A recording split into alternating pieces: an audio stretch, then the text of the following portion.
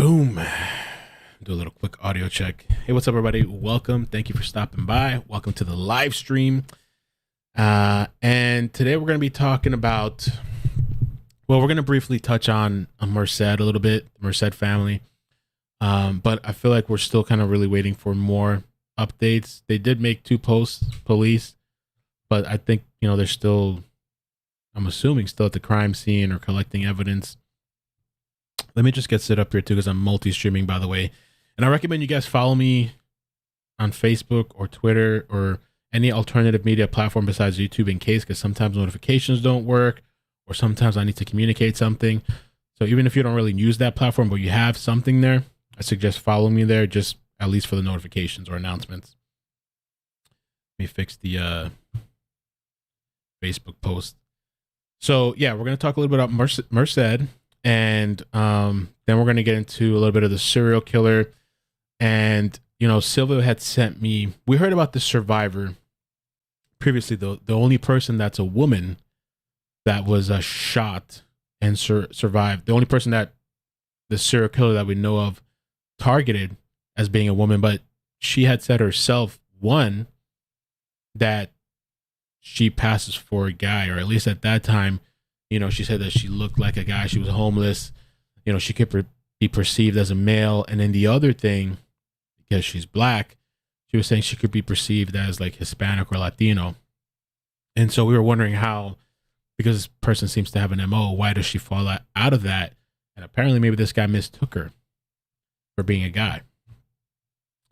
Okay, so we're good on Facebook, YouTube. If you guys could hit like, please, I'd appreciate that.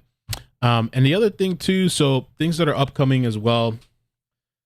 There's a missing person that I want to cover either by tomorrow or this weekend. I'm not going to say the name yet. And then also this Daryl Washington trial. I think that's the guy's name.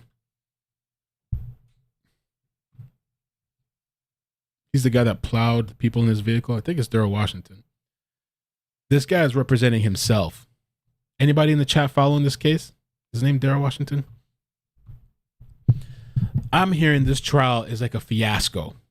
And so I'm thinking, because today was opening statements, maybe we can come back tonight or tomorrow. You guys tell me, and we can watch Brooks. Oh, I got the wrong thing. Daryl Brooks. Okay, thank you. Daryl Brooks. I hear that whole thing is crazy. This guy's representing himself, and it's just a mess. It's a freaking mess. And so I'm like, we should come back later after we're done with this. Maybe we can come back and watch that. Because I found a station that I believe we can stream without having an issue. Daryl Brooks, thank you. All right, so let me let's get a little bit into Merced before we start with this serial killer thing. Horrible situation. We covered this last night. We've been covering it over the last couple of days, but their bodies were found, and in this remote area, I believe it was a farmer that found them. We saw this update, which, by the way, let me just play this real quick because I found a link that actually has the entire thing. Remember last night we were trying to watch this and it wouldn't play? I believe I sent it to myself. Yes. Let me just pull this up because this one actually has, so we can actually listen to the whole thing because I didn't get to listen to the whole thing yesterday. ABC 10. Oh, and by the way, yesterday, thank you so much to Leslie for the super chat. I ended the stream and I didn't see it before I ended it. It says, Mel, please research this culture. And the culture she's talking about is, I believe, Sheik people. And I asked a friend of mine a little bit about earlier, and it's something that I'd like to know a little bit more. I didn't have a chance to look at it today, but if anybody knows a good, I don't know, article, video or something. But what I was told is that they're like loving, caring, giving people. And so maybe that's why they were trying to be nice to this guy that was creeping around. I don't know, so yeah, let's check this out here. A kidnapping that we had actually seen on a closed circuit TV. Tonight, our worst fears have been confirmed. We found the 4 people from the kidnapping, and they are, in fact, deceased. Seek, right. I thought it was Sheik, but a friend of mine has told me it's pronounced Seek, S-E-E-K. Thanks, Peepers. We are still working. We've got crime labs coming in from Department of Justice, and we're going to be most of the night processing the scene. There's no words right now to describe the anger I feel and the senselessness of this incident. I said it earlier. I might have said Sheik the first time. I always want to keep saying Sheik, but yeah, I was told it's Seek. There's a special place in hell for this guy, and I mean it.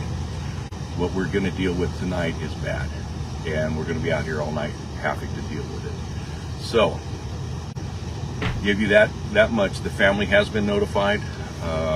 We've made arrangements through other contacts to try and get them the spiritual guidance through this, and we're hoping that they can now at least have some kind of closure to what's going on. It's not the closure we were hoping for.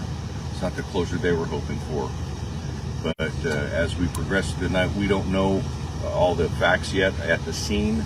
I can tell you that I have been near the scene to have seen, and we will be processing. It's going to be very methodical, and if we get any different news regarding this, we'll be sure to let you know. But at this point, right now, that's what we're working, and it sucks on many levels. So, you have a question? Well, what time did you come out here today? We got the call at about 5:30 p.m. There was a farm worker in the area, and during the course of his job duties, came across them and made contact. Stayed by. We had deputies on scene rather quickly, and detectives were shortly thereafter, and the detectives went to the area and confirmed what we had. Were they all found together, separate? They're relatively close together. So, and I don't want to go into a lot of details as to what, but and we will at the later time be telling you how things had occurred. But again, horribly senseless as to what happened here.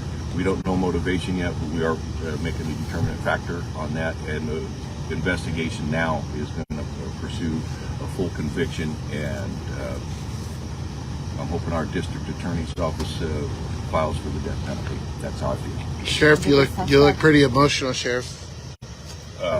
Yeah, you're dealing with a child. I shared an incident that happened when I was on SWAT back in 1985, where a guy shot his own kids with a .44 Magnum. I was so angry at this son of a gun that because he shot himself. This is another one of those. I'm just livid inside because this was completely and totally senseless. We have a whole family wiped out, and for what, we don't know yet. So we are working on that. We'll try and get those answers. Was the suspect able to ever tell you anything about this scene? We've got information from the suspect. We're going to keep that close to our chest at this point, but that suspect has in fact been talking to us. Now, did this have anything to do with what you said in the press conference about that cell phone that was found? Is that connected to what's going on? Well, the cell phones that we found belonged to our victims, and so the connected part is the fact that they had them when they left the business, and they were found later on the road. So is that near here? In a close proximity, yes. Any other indication of where the suspect went beyond this that you can share? Did he continue that way? Did he come back the other way? We know the we truck have is found information, but right now we want to keep that tight, only because we want, now our focus is on conviction. So now that we've got this part of the investigation, I'll say not even wrapped up, but investigating this part, now we're going to go forward and try and get as much evidence as we can, and we do have a lot of circumstantial evidence and direct evidence that we are going to be gathering and hopefully presenting to the district attorney's office. Are you able to share at all for people who haven't been out to this area, what the area is like where you did find them? Extremely rural farm area. Not a lot of folks come out here except for the folks here, and if you guys went down that lovely road, you'll understand why there's not a lot of people coming through here, and it is extremely remote. So extremely remote. And again, I'm not going to go all the way because we're just touching on this a little bit, but this is the area, we've talked about this many times already. This is the area that they were found, the family, the bodies. This is the remote area. And then this is where the phone One of the phones was found by a farmer, and everything else we got mapped out. The other quick stuff too with this family. Oh, and I saw you guys talking about this mass stabbing. I didn't even know it was a mass stabbing. We'll talk about that at the end because I have another crazy story at the end, unrelated to this stuff as well. But apparently, there was a mass stabbing in Las Vegas. How does that even happen? I mean, I always hear about that happen in the UK, I guess, but 2 dead, 6 injured. Wow. So we'll take a look at that after. And then there's another really weird, crazy story, I think it's a Tinder story. And actually the woman's the perpetrator. It's pretty nuts. When you hear that, you're going to be kind of shocked. I'm going to probably clip that for Facebook. Okay, so the other thing too, this was posted 7 hours ago. And it says here, 5:30 p.m. October 5th, deputies were dispatched. We kind of know the timeline already. Oh, no, this is actually updated. This is to the remote area. Well, let me see. Hold on. Dispatched to the area of Indiana Road and Hutchinson's in the Dos Palos area for the report of a deceased person. Upon arrival, deputies located the bodies of Aroohi, Jasleen, Jasdeep, Amandeep among the rows of an almond orchard. Or is it orchard? All 4 victims were kidnapped by Jesus Delgado from their business at the, so there we go, 800 block South 59, October 3rd, which we've talked about the address and confirmed the location. Our focus has now turned to the prosecution of the horrific crime with the assistance of California Department of Justice. Investigators have been processing the scene since last night. We're not releasing any details about the crime scene or speculation on any motive or cause of death as this is an ongoing investigation. As soon as we're able to move more or give more details, we will. Again, our focus has now turned to the prosecution of this case. The suspect in this case, Jesus Delgado, is still being medically treated, and our investigators are still interviewing him. Our thoughts are with the family in their time of grief, and we ask everyone to respect their privacy. That was that. And then one other final thing too, I wanted to, which this happens every time. This is there was an active shooter in Michigan too. Yeah, I heard about that. This happens every time with this thing here with this. The family of the victims has asked us to clarify that they are not asking for donations or seeking any assistance at this time. There is no GoFundMe account or any other donation link set up. If that changes, the Merced County Sheriff's Office will be the one to announce that. They greatly appreciate everyone's willingness to help the family, but at this time they ask for privacy so they can grieve and process what has taken place. So I'm guessing people are making GoFundMes and I don't know, on behalf of the family or whatever to cash in, I guess. Okay. From there, let's move on to the serial killer. Well, before that, we are on the serial killer, but let me talk about the numbers thing, which I just think is so weird. Let me play this article here, because as far as I know, what do we have? 1, 2, 3, 4, 5. Okay, we have 5. Let me show this picture. It started out with 5, and then they added these 2, which this is not a Hispanic, it's a black woman, but it started out with 5. And then we added these 2 people here, which she survived. This person is dead, the Hispanic male. And then this video here, and we'll get to the 12 in a second. So the 5 right here, and then there was 2 more shootings. So 6 dead, 1 survivor, 7 shootings, or 7 victims, 1 survivor. This video here. Investigators in Stockton have now linked 2 more deadly shootings to a suspected serial killer, including 1 killing in Oakland. The killer is now linked to 7 deaths since April. So they said 7 deaths here. But over here we have 6, really, because 1 survivor. And then I'm going to show you this whole thing about the 12 thing. So I don't know. Of last year. 6 of those victims were in Stockton. 1 was in Oakland. The Oakland victim is a 40-year-old. Maybe they're misspeaking. I don't know. Man. Maybe they're saying that this woman had passed, but she's alive. Killed on April 10th of last year. In each case, the victims were shot to death, caught by surprise in the dark. It's another life gone. The man was on his way to work. Like, that scares me. That part scares me on his way to work. Now, investigators say none of the men were robbed or beaten before they were killed. And the shootings also don't seem to be connected to gangs or drugs. The reward for information leading to an arrest has gone up now to $95,000 after an anonymous donor contributed $10,000 yesterday. All right. Oh, and by the way, thank you, Elan, for the super chat. Says, why didn't she call police when they first left? Why did she not lock the door when he came back? He was able to walk right inside. I just don't understand. They're talking about the mother and the baby. I don't know if she was tied beforehand. Not really sure what was going on inside. Maybe she was already tied. Maybe he threatened her before she left. I'm not sure. And they came back pretty fast. And I'm not sure. Maybe she was waiting to a little bit longer to try to make her move. Not sure. And so this one here, Silvio sent me this. He sent me the other link as well. And this one, they're talking about 12 murders.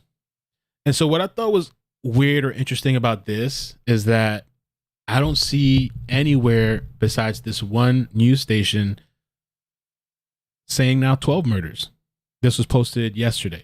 California are now saying they have linked a suspected serial killer to more murders than originally thought.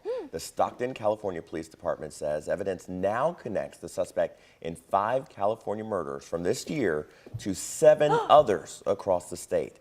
Police have not said if there are motives in these killings. In all 12 cases, the victims were shot to death. And as more information. So I don't know, maybe they're privy to something that hasn't been publicly announced. I just thought that was kind of alarming, but like, I guess not that shocking because I was kind of thinking like there's got to be more, but I just kind of wonder, where they got that from. I don't know. Others across the state. Police have not said if there are motives in these California murders from this year to 7 others across the state.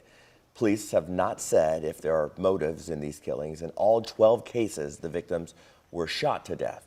And as more information in these cases come out, Northern Californians say they are starting to worry for their safety. Yeah. Usually I like to be on my phone a lot, but now I just want to make sure I'm looking around both sides.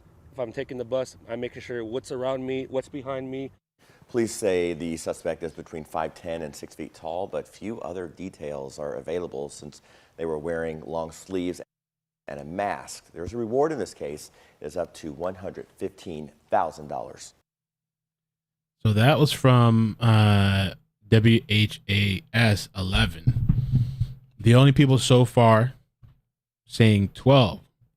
I don't know. The 5 they were talking about, and they said 7 others.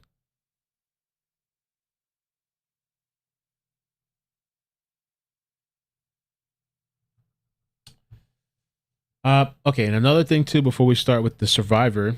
And by the way, if you guys could hit like or share, I really appreciate that. It helps out the stream and the algorithm. And Calvin, thank you for the super chat earlier. And Victoria, thank you too for the super chat. Appreciate that. I want to show you this because the community is pretty concerned as well out there. They had a community meeting.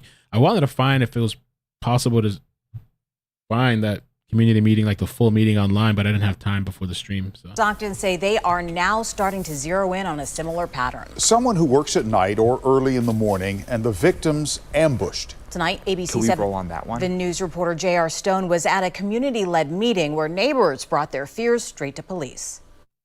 Dozens of people attended this meeting. One woman told me she got home late the other night and instantly thought of the murder cases that have happened late at night and early in the morning. People certainly on edge here. We're scared right now. Tenemos miedo. But they're waiting for their ride outside their home. They are in danger because they're alone outside waiting for their ride. Translators describing the concerns of Hispanic farm workers who attended this Wednesday night community crime meeting in Stockton. Concerns at a time when police say there is a possible serial killer linked to 6 murders, 5 in Stockton and 1 in Oakland. 5 of the 6 murder victims were Hispanic. Muy preocupado ahorita por lo que está pasando. Emiliano Hernandez is a farm worker. Muy preocupado ahorita por lo que está pasando. Emiliano, Oakland. 5 of the 6 murder victims were Hispanic. Muy preocupado ahorita por 5 of the 6. Well, 1 was white, and I thought the other were Yeah, 5 of the 6. Yeah. Lo que está pasando. Emiliano Hernandez is a farm worker who leaves his home early in the morning, around the time when police say the possible serial killer has murdered. He is fearful for himself and his loved ones who work in the fields. My family, my worker, my sister, my brother. Others at this meeting have similar worries. As a neighbor who was captain on my street, yesterday a lot of neighbors, they came and talked to me to see what are we going to do, about this one. And that's why Gotta strap up. Everybody over there gotta strap up. I'm here. Stockton Police Chief Stanley McFadden he was and there. Mayor Kevin Lincoln spoke about all crimes in Stockton at this. If anybody knows where this thing is at, because I didn't have time to look for it before the stream, if this whole meeting that they had, email me or DM me that. Meeting, but it took well over an hour to hear any sort of safety recommendation in light of the ambush killings. Nothing good is happening after dark. If you have to be out, be with someone. Be in a lighted area. We're all concerned about what's going on right now. All the time, you need to be concerned with your surroundings. The chief says that the FBI, ATF, and numerous other agencies are involved in this multi-murder investigation. We're going to do everything that we can to get this person or these persons of interest. The police chief says the community is responding, saying Wednesday they received so 100 tips in this case. In Stockton, J.R. Stone, ABC 7 News. So, and I reached out to 209 Times because I wanted to get their permission to use this video, the survivor that we're about to see. And so they just replied back. Deputies say on Monday morning. Really nice. I was going to do it anyway and just try to give as much commentary as I can. But sometimes I like to try not to interrupt as much, or sometimes I like to let it play and then kind of give commentary after. But we just got the AOK, which is amazing. So let me show you. I want to show you this picture first. The video. Oh, I didn't put it here. Oh, here it is. Okay. 209 Times. You can follow them on Facebook. I put the links in the description. You can also post it and they're straight out of California. I think they're local to Stockton. And they're a media page, but they're actually out there locally in the community. And so it says here, the lone survivor of the Stockton serial killer sits down with chief editor / investigator Frank Gallardo and creator of Moctezuma Sanchez, sorry if I mispronounced that, to tell her story of her ordeal. Exclusive interview coming soon. I had the pleasure of interviewing and listening to this amazing story and story of the only survivor of the Stockton Shadow Stalker serial killer. I wonder if that's the name that we're going to start dubbing it. Natasha, she's lucky despite the unlucky circumstances to be alive. There are 6 others who unfortunately did not survive. She was shot 10 times with 2 bullets still inside of her, which was a surreal experience to feel with my fingers. Her story is an exclusive interview she gave to the only news source she trusts, 209 Times. This is a picture. Okay, and so this is again where we talk about, because it was odd, like we mentioned that, she's the only female that we know of so far that's been targeted. But the thing is that, and this is what she said herself, which I haven't listened to the interview. I wanted to watch with you guys together. But in a separate article from 209, they had said, or she said, that she can pass for a male. And she was homeless at the time. Ooh, bless you, baby. That was a big sneeze. And not only that, I believe she says she's black, but she passes for Latino. And most of the targets were Mexican. So me looking, she could pass for Mexican, is my opinion. Canceled. Elan, thank you so much for the super chat. I'm subscribed. I always like your streams, but you never acknowledge my super chats ever. What? Can you please acknowledge my chat? I want your opinion. No, really. I did read your super chat. I'll read it again though. You said, why didn't she call police when she first left? Why did she not lock the door when she came when he came back and he was able to walk right inside. I don't understand. Oh, what I was saying earlier, and we've kind of talked about this a little bit like last night. If you didn't see last night's stream, you should definitely check it out. But with the whole family that was murdered, I don't know. My thought, because I try to think of any possible, like, what could have happened. The only thing I can think of, I don't know, was her hands tied inside, and when he came back, he untied it. I don't know why he didn't take it. That is mysterious because, one, we don't know when that woman got there, because in the video footage, we see the father pull up. We see the uncle pull up as well, and the dog come out of the van, and they go inside. So, like, was the mother already there? Did she get there after or in between? How long was she there?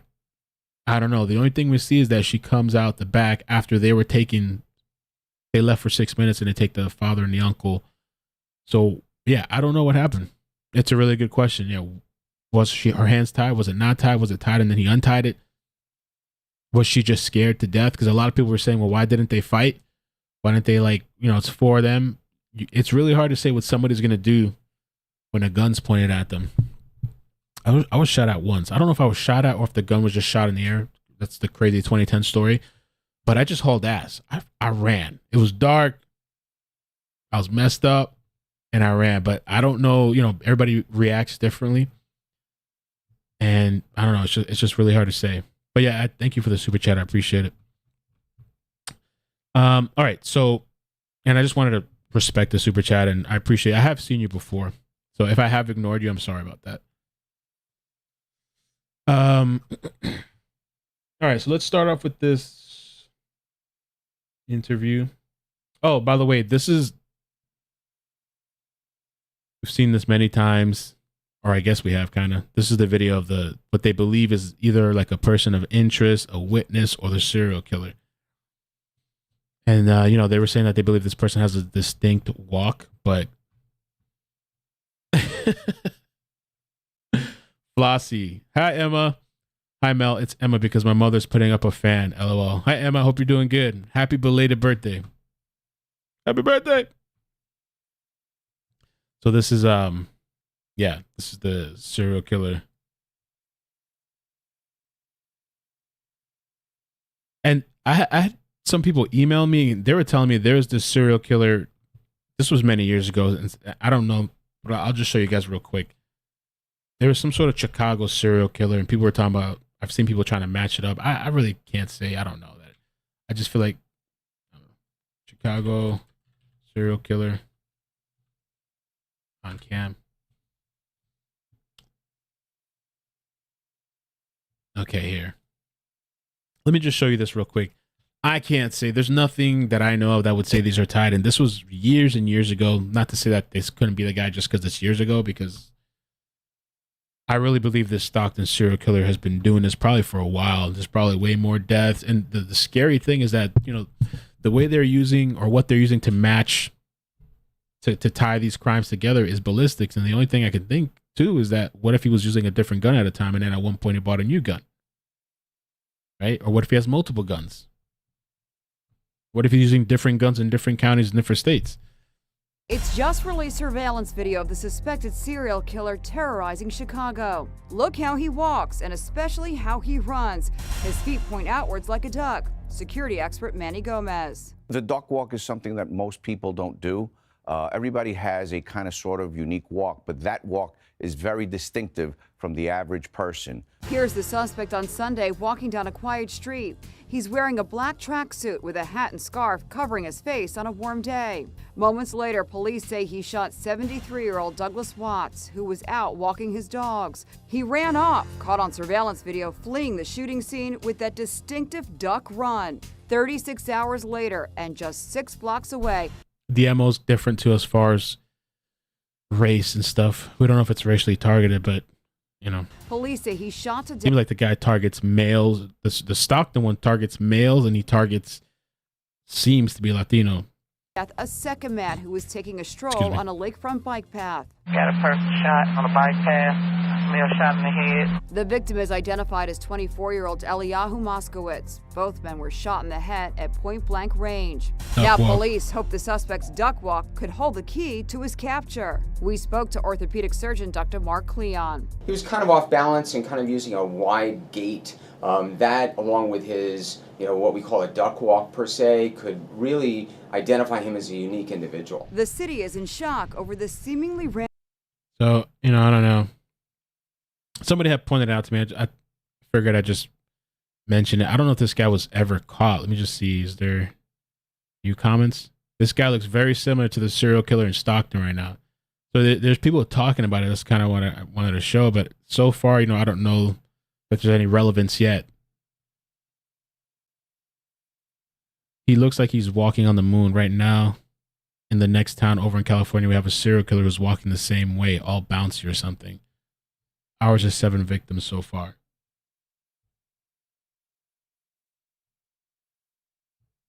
Maybe I can move this out of the way. Yes.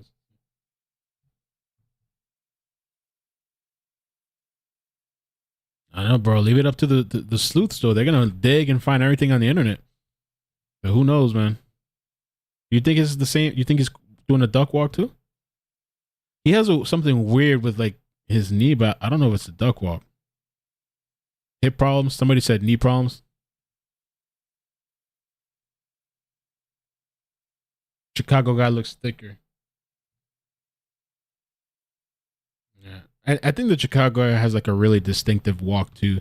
I don't think it's as pronounced with this guy here walking right now in Stockton. All right, so let's get to it. This is part 1. And again, thank you to 209. I'm going to share their video. When we're done with the stream, I'm going to share their video directly on my Facebook page and on Twitter. So if you guys want to follow them and support them. It says here, 209 times exclusive. Woman who survived Stockton serial killer speaks, part 1 of 2. Natasha was shot 10 times on April 16, 2021 in an unprovoked attack at the train tracks on Park and Union Street in downtown Stockton. So like that, let me just show you real quick too, because I have the map here. Okay, real quick so you get a little visual. Okay. So the Oakland, California was the first person that we know of with the updated timeline that was shot and killed. It was a male Hispanic. And then the next person that was added to the timeline was this lady that we're about to watch now. And so that was, I believe it's North Union Street Park. And she was shot by, let's see. Oh yeah, okay, never mind. There's the train tracks right there. Train tracks. I believe she was shot by the train station. And Sylvia was telling me, I don't want to say too much because I want to watch the interview first. Let me watch the interview first before I say what Sylvia said. But that was that. And then we have the other shooting. So the next one was 5600 in Kermit. Where's that at? There we go. 600 Kermit. The other one was 4900 West Lane. The other one's 900 Porter Avenue. And the next one's 800. And it's just all kind of circular or all in this Stockton area. It's really odd that this one person here in Oakland, just one person so far. That's kind of odd because you see these circular killings here. I'm just wondering if at one point, I don't know, did this guy switch weapons? Did something happen? And then he also had a long break in between, right? I think he had a long break in between. So what happened in that break that he stopped shooting? I think it was, I forgot the time. I'd have to check an article to see. So yeah, the gun used and assailant who fired was linked to a homicide of a homeless Mexican man in Oakland, April 10, 2021. She survived, and 14 months later, the same gun and killer would murder 5 more people in North Stockton between July and September 2022. She says she also feels victimized by the system because she was homeless at the time and says police did not contact her since the shooting to interview her until the day of this interview.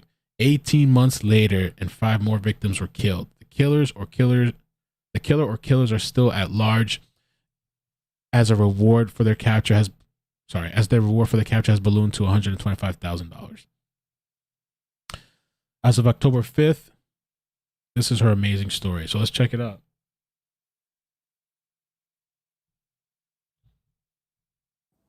Hello, my name is Motek Sanchez, and today I'm sitting with a special guest in an exclusive interview she's reached out to 209 Times to do. With me today is Natasha Latour, the only known survivor of the serial killer that has been killing people in Stockton, one person in Oakland. She was actually the second victim, and she was shot on April 16th, 2021, 18 months ago, from the time that the police did a press conference announcing that there was a serial killer at work in our city. So I wanted to take the time, give you the opportunity to tell your story. First of all, happy to have you here. Thank you, thank you. And by that, I don't just mean here in the interview, but on this planet. Right, thank you. I think a lot of people would consider you a very lucky woman, although under unlucky circumstances, right? Yeah. But I think when they hear your story and the details of it, I think they'll have a clear picture of why I say that. So if you could please tell us about yourself, take us back to the night that you were encountered by this individual that shot you multiple times. Okay, well, I was homeless at the time, and I was, a drug addict. I mean, I still am, but I'm recovered now. And I was in my normal everyday life. I went to my storage unit, and then I got dressed and changed, and then I went and bought a brand new sweater, and then I went over to Park and Union, the railroad tracks, a place where I always used to go, and it was about 2:30, 3:30 in the morning, and the train sound came, so I knew a train was going to be coming, and then the train started to come towards me.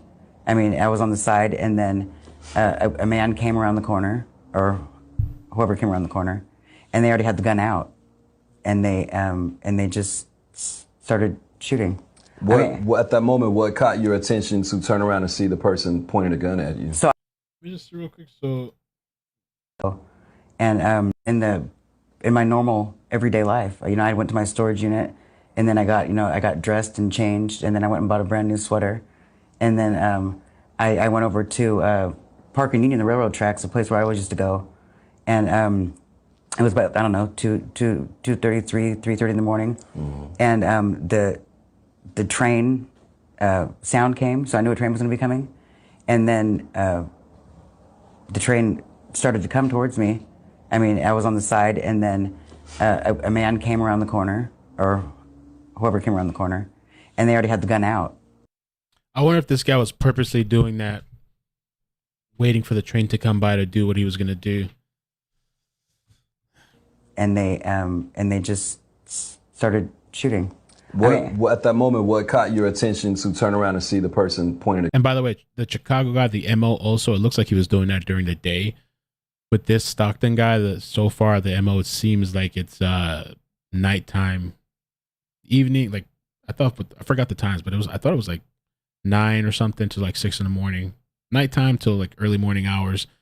So that doesn't fit the Chicago one unless he changed his MO. I don't know. Gun at you. So I was standing sideways towards the bushes, away from traffic, and it's the one way, and I heard like gravel. It was before the train was rolling, and so I turned and I said, "What the fuck?" I mean, and there was no words exchanged. Didn't say anything. Didn't come any closer. Just started shooting. I just saw flashes. I mean, and then knowing that it was either the moving train or like some ridiculous high ass fence that I couldn't even attempt to climb with no slats in the, you know what I mean? Mm-hmm. I mean, and behind me an open field. So I ran towards them knowing that I'd have to get closer to the street if I wanted to survive. And then as I did that, then he got down like a movie star pose. You know what I mean? Because at first he was just holding it like a thug, and I was really hoping his aim was gonna be off because he was like that. Wow. You know what I mean? That's interesting too. Describing, so this guy was actually holding his gun sideways? I mean, and then as I went towards him, then you got down like, you know, with 2, and then it became my height. Okay. So how would you describe the person that shot you? I described him, okay, so the same way that I described him to the police way back in April, you know, actually the first time I spoke with the police was in May. So he had on dark colored pants, not black, but dark colored pants. I don't know if they were jeans or sweat material. He had an open hoodie that was either navy blue or black, and he had a COVID mask on that was worn like perfectly, and it went across the bridge of his nose right over here. I didn't see the ear part, and so the top part of the hood was like fitted, you know, kind of, but then like loose. It looked like the damn Unabomber, man. It looked like the Unabomber, except for without the glasses. I mean, and the sweater was unzipped, so it looked like he like just threw it on, like he was gonna go do something real quick. I mean, so if he was to run, then it would come off his head. Okay. And you think he was a male? I think it was a male. About what height would you say, from your recollection? I'm not sure. I mean, he was, you know, taller than me, and I don't know, what am I? I'm 5'6", I think. He's taller than me. So I'm 6 feet. Would you say my height, about my height? Shorter? About your height. Okay. Yeah, about your height. But then when I went down like this, and then he went down, then we were the same height. Okay. So and then after that, like I fell to the ground, and you know, the train was passing, you know what I mean, and I was about 50 yards in, and can I tell the part about my grandmother's, because that's what most happened. definitely. Yeah. Okay, so it sounds crazy, but the truth is that my grandmother's voices, I didn't see them, you know what I mean, but because I wanted to lay down, I just wanted to go to sleep.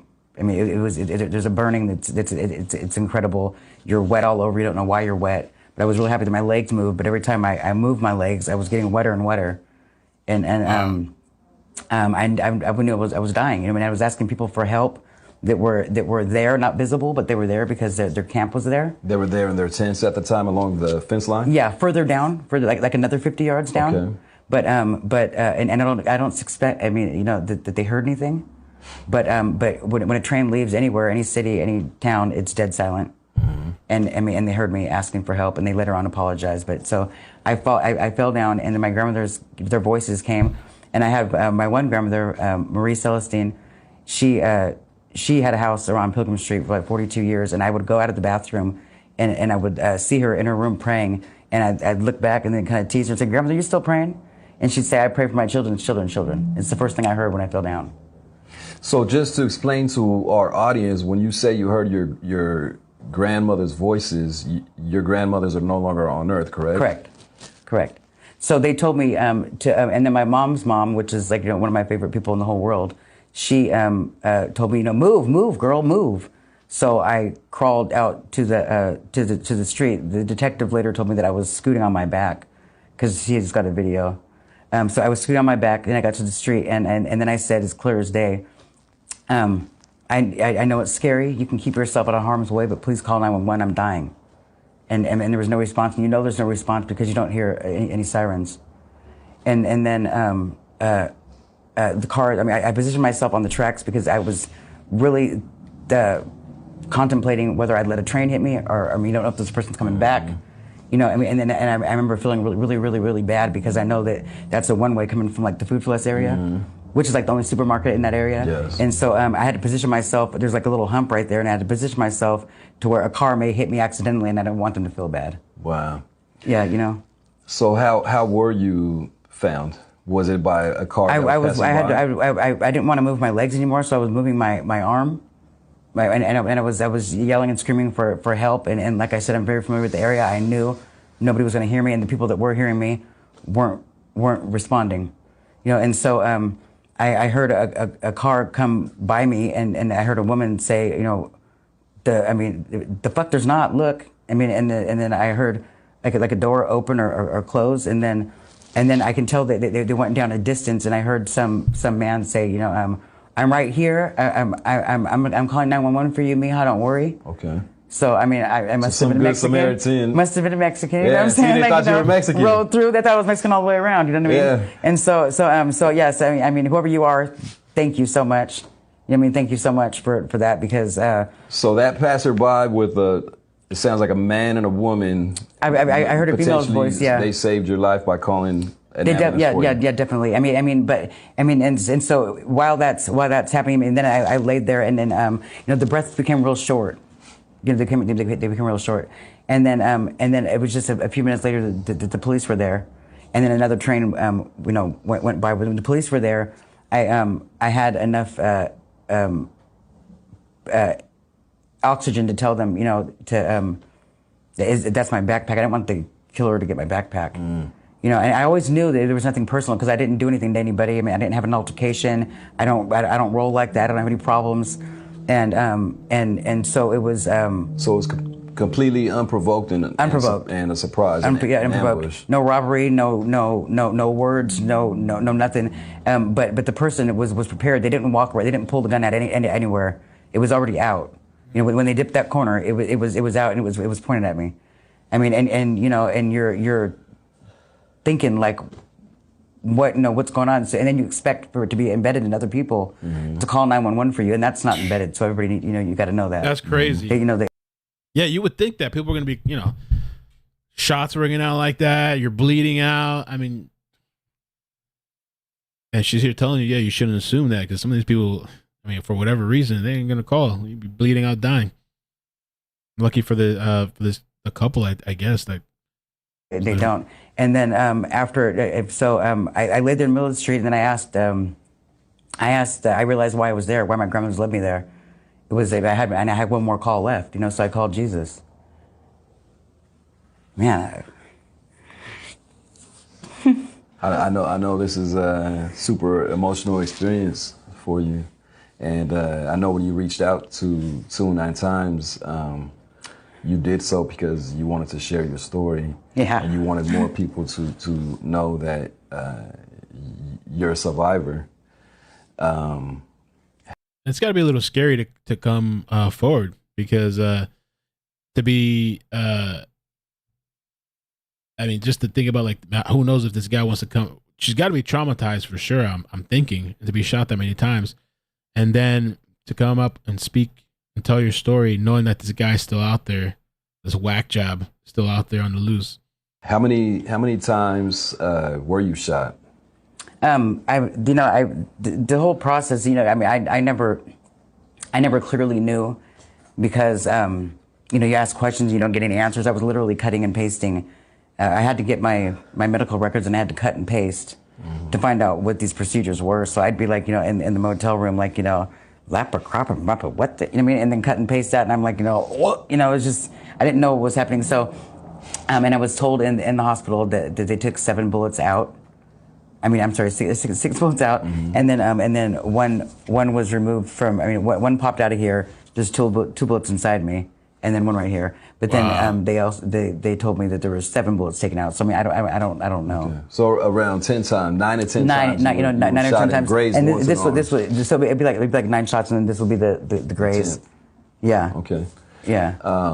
Or the 9th. I'm not sure. Okay. But so after I had I called Jesus, and then there's a burn. Anybody that's ever been shot, they know that it's a crazy burn. It's a burn that makes you sick. You could throw up and everything else. But all that. I can't imagine like that feeling. I've never been shot, like actually hit. Anybody in the chat ever been shot? That burning sensation she's talking about. That pain was gone. I didn't hurt anymore. I asked him to sit with me. I asked him to lay down with me. But so after I had I called Jesus, and then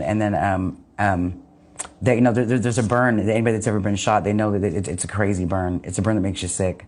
You could throw up and everything else. But all that pain was gone. I didn't hurt anymore. I asked him to sit with me. I asked him to lay down with me. I told him I was dying. Like he didn't know. You know what I mean?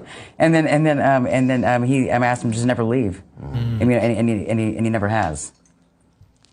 So tell me about your recovery. So now you're in the hospital. So I'm in the hospital. Wake up. Did you ever lose consciousness? I'm sure I woke up 4 days later. Okay. From what I remember, and speaking to somebody, I woke up 4 days later. Now, whether I was up in between time, I don't know. I was awake, but I know that I was also withdrawing from drugs, 20 years worth of drugs. You know what I mean?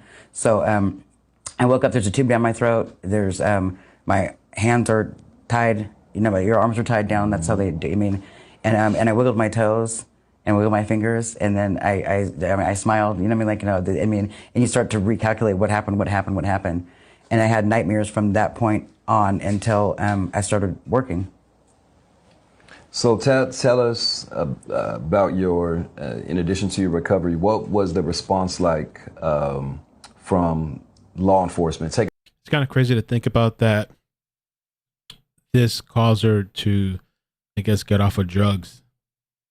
You know, she was almost killed, I guess, you know, on the brink of life and death. And she said, I think she said 20 years of drugs, you know, so she was in the hospital and then I guess detoxing at the same time.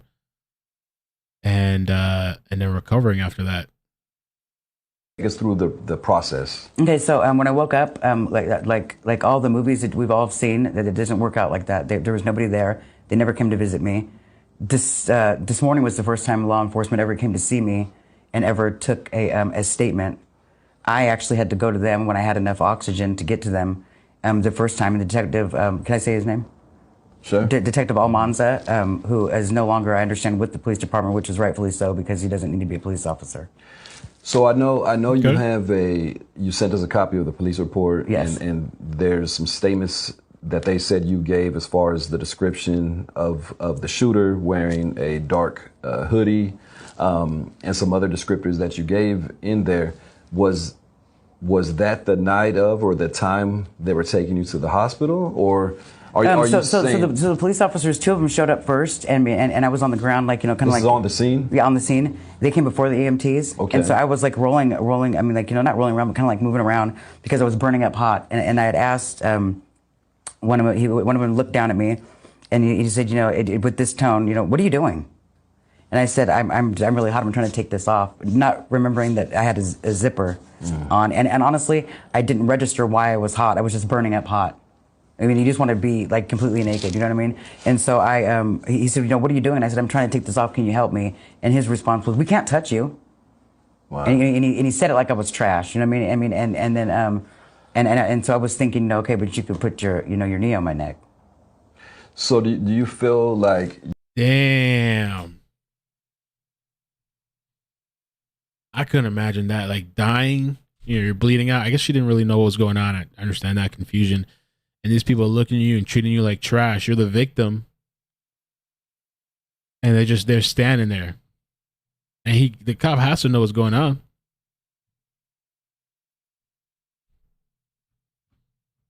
And can't they could have given her help too, right? Can't they take measures to try to at least, I don't know,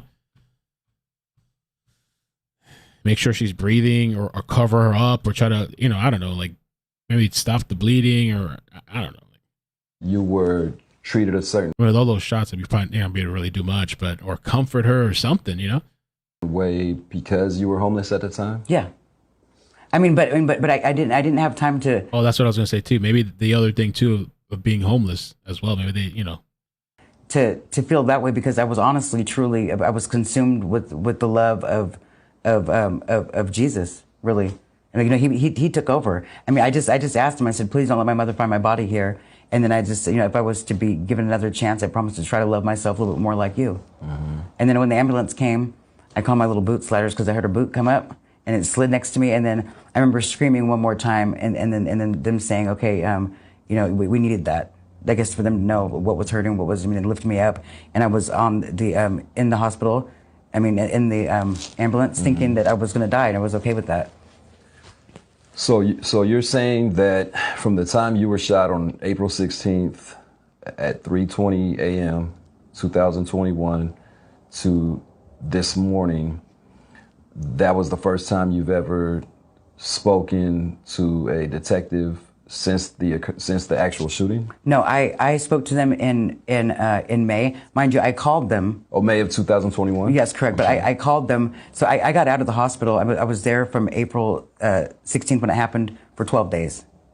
Okay, so I got out of the hospital, and then I immediately called the numbers that I had. I had a victim witness number, and then I never knew who the police officer was because inside of my bag, my uncle gave me. There was my police property were my pants that were ripped up, and in the bag was at the bottom of the bag there was a card from the police officer, and it was, I still have the card. It was Field Officer Hayden, and so I thought, of course, that he was the detective, and no, he wasn't. And they actually had to assign a detective, and they did that once I got to the office. They assigned a detective for me, and so yeah. So they didn't even have a detective on the thing. When I spoke with him, he came out. I mean, and I was able to get to him because he never came to my room when I asked him to come to the room I was staying at, the Stay in Suites. He never came to visit me, or to me. And I said, is this normal? Do you? And they go, well, no, what can you tell us about it? They basically treated me as if it was a drug deal gone bad, as if I knew something, that I wasn't sharing. And so throughout this process, throughout this whole, ever since April, ever since I got out of the hospital, it was a constant me trying to reach them. I've had the same number for over a year. I gave it to them when it changed, and when I reached out to you guys, I never gave you my address. But then all of a sudden today, they called me up when I'm at my mother-in-law's house, and they're saying that oh, we just left your house. We wanted to speak with you. And I didn't give you my address. Well, how'd they have my address? No, They've been having it for a year. Wow. I've been there for a year in the same place. The manager where I live, can attest to that. The numbers have been the same. I've written them down. It says number changed, and I write it down. The advocate has my number. They assisted me not at all. And then he told me that when I went down there again, he told me that to try to get my backpack because I wanted to get the key to my storage. I didn't want to have to pay for a storage lot. When you have it, and I met him 4 times, or I was supposed to meet him 4 times. He never showed up. This was in May of 2021? This is like throughout. This was in May, and this is in June. This is in July. 2021. Yeah. Okay. Yeah. Okay. So then I was I recently tried to get a hold of them again for victim witness because I was. Keith left a comment in the chat, which could be part of it. Mel, remember that during that time, there was a very strict COVID policy. No contact was in order. Damn it, especially in Cali, these people take that thing to the next level. No contact was the order of the day for law enforcement. I know that seems very wrong, but there was so much going on. I thought I was going to have to move out of the building that I'm living in. And they never responded. I shouldn't say really people. It was really like the government or governor and all that stuff. But and so what happened was I saw a cousin of mine had put up that there was a serial killer. I'm like, a serial killer, you know what I'm saying? And so I looked. This is now a year later. Yeah. Or that was in 2021 or just no. recently? This is a few days ago. Okay, so yeah, we first announced there was a serial killer in Stockton 6 days ago. Yeah. Okay, so this would be maybe 4 days ago. Okay. I hit her up. That's a good question. Dragon Lady says, so that means they didn't collect any evidence. How did they connect this to the serial killer? I'm not exactly sure. I don't know if they stored that stuff to be able to match the bullets, or she said that some bullets had come out of her too. I'm not exactly sure how they did it, but from what I've read, everything was a ballistics match. What do you mean it's a serial killer? And she goes, look, and so I check it out, and then I said to myself, well, these are the same circumstances, and then I always knew that I would have to fight for something. God was preparing me to do something, and I didn't know what it was. I've been trying to write about my experience, and then all of a sudden I got writer's block. And now I know why, because the story wasn't over yet. And so when I saw that you guys posted that, I said, you know what, I'm going to go to the police department on my next day off. I'm going to get a copy of the report, and I'm going to go back down there. Because now maybe you'll listen to me. I've been, sober this whole time. I've been, because I was, I may have, I got sober, 2 days on the 29th, but technically you can't say your sobriety date until it's like 2 days after your last intentional use. So it's May 1st of 2021. I've been sober since then. Congratulations. Thank you. Yeah, and I was just basically treated like a drug addict. I was actually told, well, when you sober up, maybe when you get more sober, maybe you'll remember more things. And it was a constant, okay, well, there's no response at all, no communication. And what were you told What were you told back then that you mentioned that you were told something by the detective? Okay, so Detective Almanza, he looked at me and he came out and he gave me the knuckles, and then he was like, "Congratulations, you fought for your life. I saw you, you made it." I said, "Thank you." And I said, "How'd you see me?" I said, "What do you mean you saw me?" And he said, "Well, I saw the video." I said, "What do you mean there's a video?" And I asked to see the video on several occasions. I asked to see the video up to 3 months ago from a therapist that I finally got, and I gave her a release of information so that she can contact victim witness. And so I was never able to see it, but I always wanted to see it. I said, they didn't that jog my memory. You know what I mean? They never gave me. They have video? A chance to see it, but he told me that there was a. He said, "Well, the gun is linked to a homicide in the East Bay." And I said, "Okay." So this is the one now that they're announcing is linked. There's a homicide in Oakland. So I told you. That information I've had. Mm-hmm. Okay, and so I always thought, well, that's odd. You know what I mean? So when you were told that back in the spring, East Bay, is that considered this? Because I don't know, Cali really. East Bay, is that considered like this area, or what? What is East Bay? Just wondering.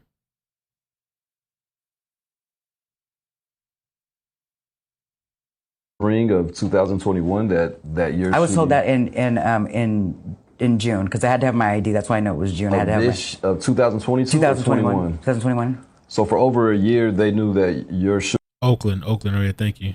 Oakland. Okay. Oh, so back then maybe so she's talking about because the Oakland guy that we know of was shot first, and then she was shot after. I don't remember. Okay, so April 10th, 2021, shooting at 4:18 a.m. of a 40-year-old Hispanic, Oakland. Okay, that's what that means. Thank you, guys. And then this is when she was shot. So 6 days later at 3:20 a.m. So they matched it back then, I guess, or was this a recent conversation?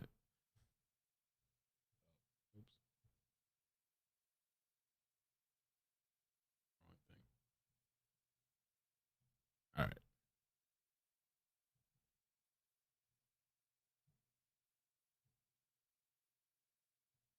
Sorry. shooting attempted murder was linked to a murder in Oakland. Yes, I mean, and which means so the first one here in Stockton, not the first attempt, but the first one here in Stockton in July, right? Of 22. Of 22. That means that they've had this information and they didn't share it with the public. They didn't warn the public. So basically, December. Wait, what? That's why I know it was June. I had to have of 2022. 2021. 2021. So for over a year, they knew that your shooting attempted murder was linked to a murder in Oakland. Yes, I mean. So they've had this. I mean, at least with these two people, they've had it for a while. Let me just see this too real quick.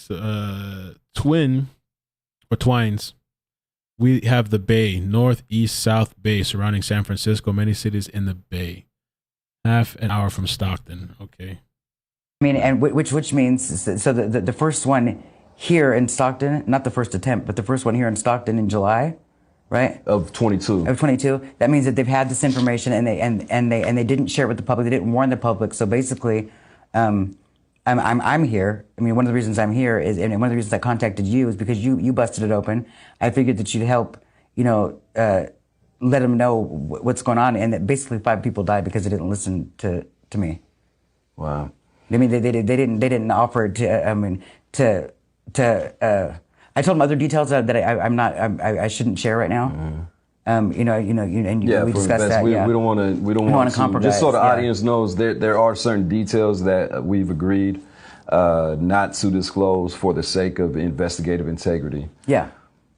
But the knowledge of they knew. I mean, I didn't know that you knew.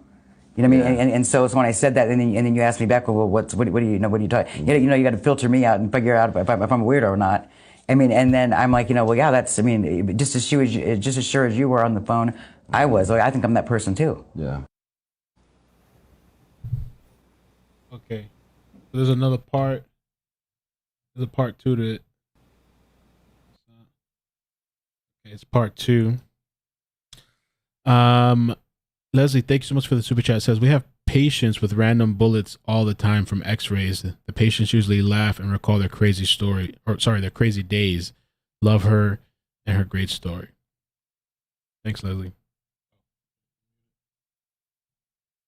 The seventh victim, but we didn't know the circumstances. And you know what I mean? We knew there was a seventh victim, but we didn't know the circumstances, and we did not know it was an actual attempted murder where a person was shot essentially 9 or 10 times. That's something that you know, my staff, they post homicides and attempted shootings on a regular basis. This is not something that I remember ever coming across. No, I was going crazy looking for it. I mean, it was never made public? No, I asked him. I asked him. You know, are you guys gonna? I even asked the advocate, are you gonna say anything about this? I mean, there's people that are walking. This is, you know, this is Food for Less. You're going to Food for Less. You're coming back and forth. I mean, and because you think it's okay to walk right there, it's not. Yeah. People get shot for no reason. No, they never said anything to anybody. They just kept it. Which maybe that's why I thought maybe there must be some more people. And because they just kept it, and they just waited for me to tell my my truth, which was nothing. I don't know anything. I didn't know anything. I gave them the information. I tried to follow up on the case. They gave me nothing. They treated me like I was just some homeless drug addict that had nothing, nothing to give, and they didn't know any kind of explanation. So you feel like that they just at the time could not believe that somebody would just come up and randomly shoot you that many times for no reason? I don't know if they believed it. I mean, or not. But what I do know, and what's been made very apparent, is they just didn't care. Okay. I mean, to be honest with you, like, it shows me it's kind of clear. It's painfully clear that they didn't care because it took you to bust it out. So.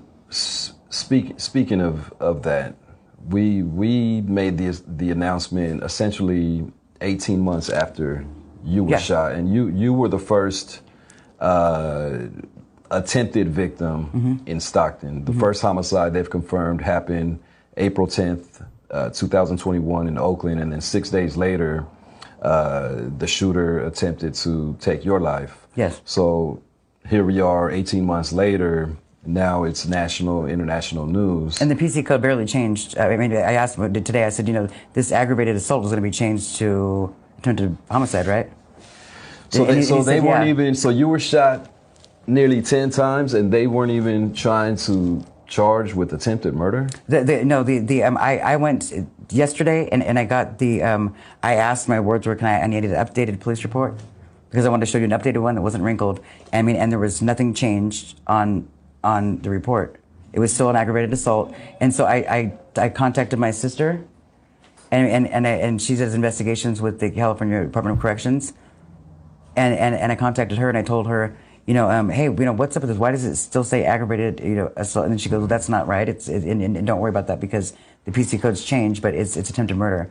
And I said, okay, so because I didn't want you to think that I'm coming with some crazy stuff. You know what I mean? And so, yeah, they knew. I mean, they knew that it was linked to the other one. I mean, and so today I said to Investigator Cooper, is this going to be changed to attempted homicide? And he said, yeah, it's an attempted 187. So I mean, they're still not hearing me. And today was the first time I told them that nobody ever came to the hospital, to the bed. I mean, and asked me anything. It's, there's no Columbo, no Elliot Ness, no Hitchcock at the end of the bed. Nothing. I mean, and then my calls were all unanswered. I mean, and my concerns were all avoided. I mean, and I gotta imagine too, like the cops probably don't.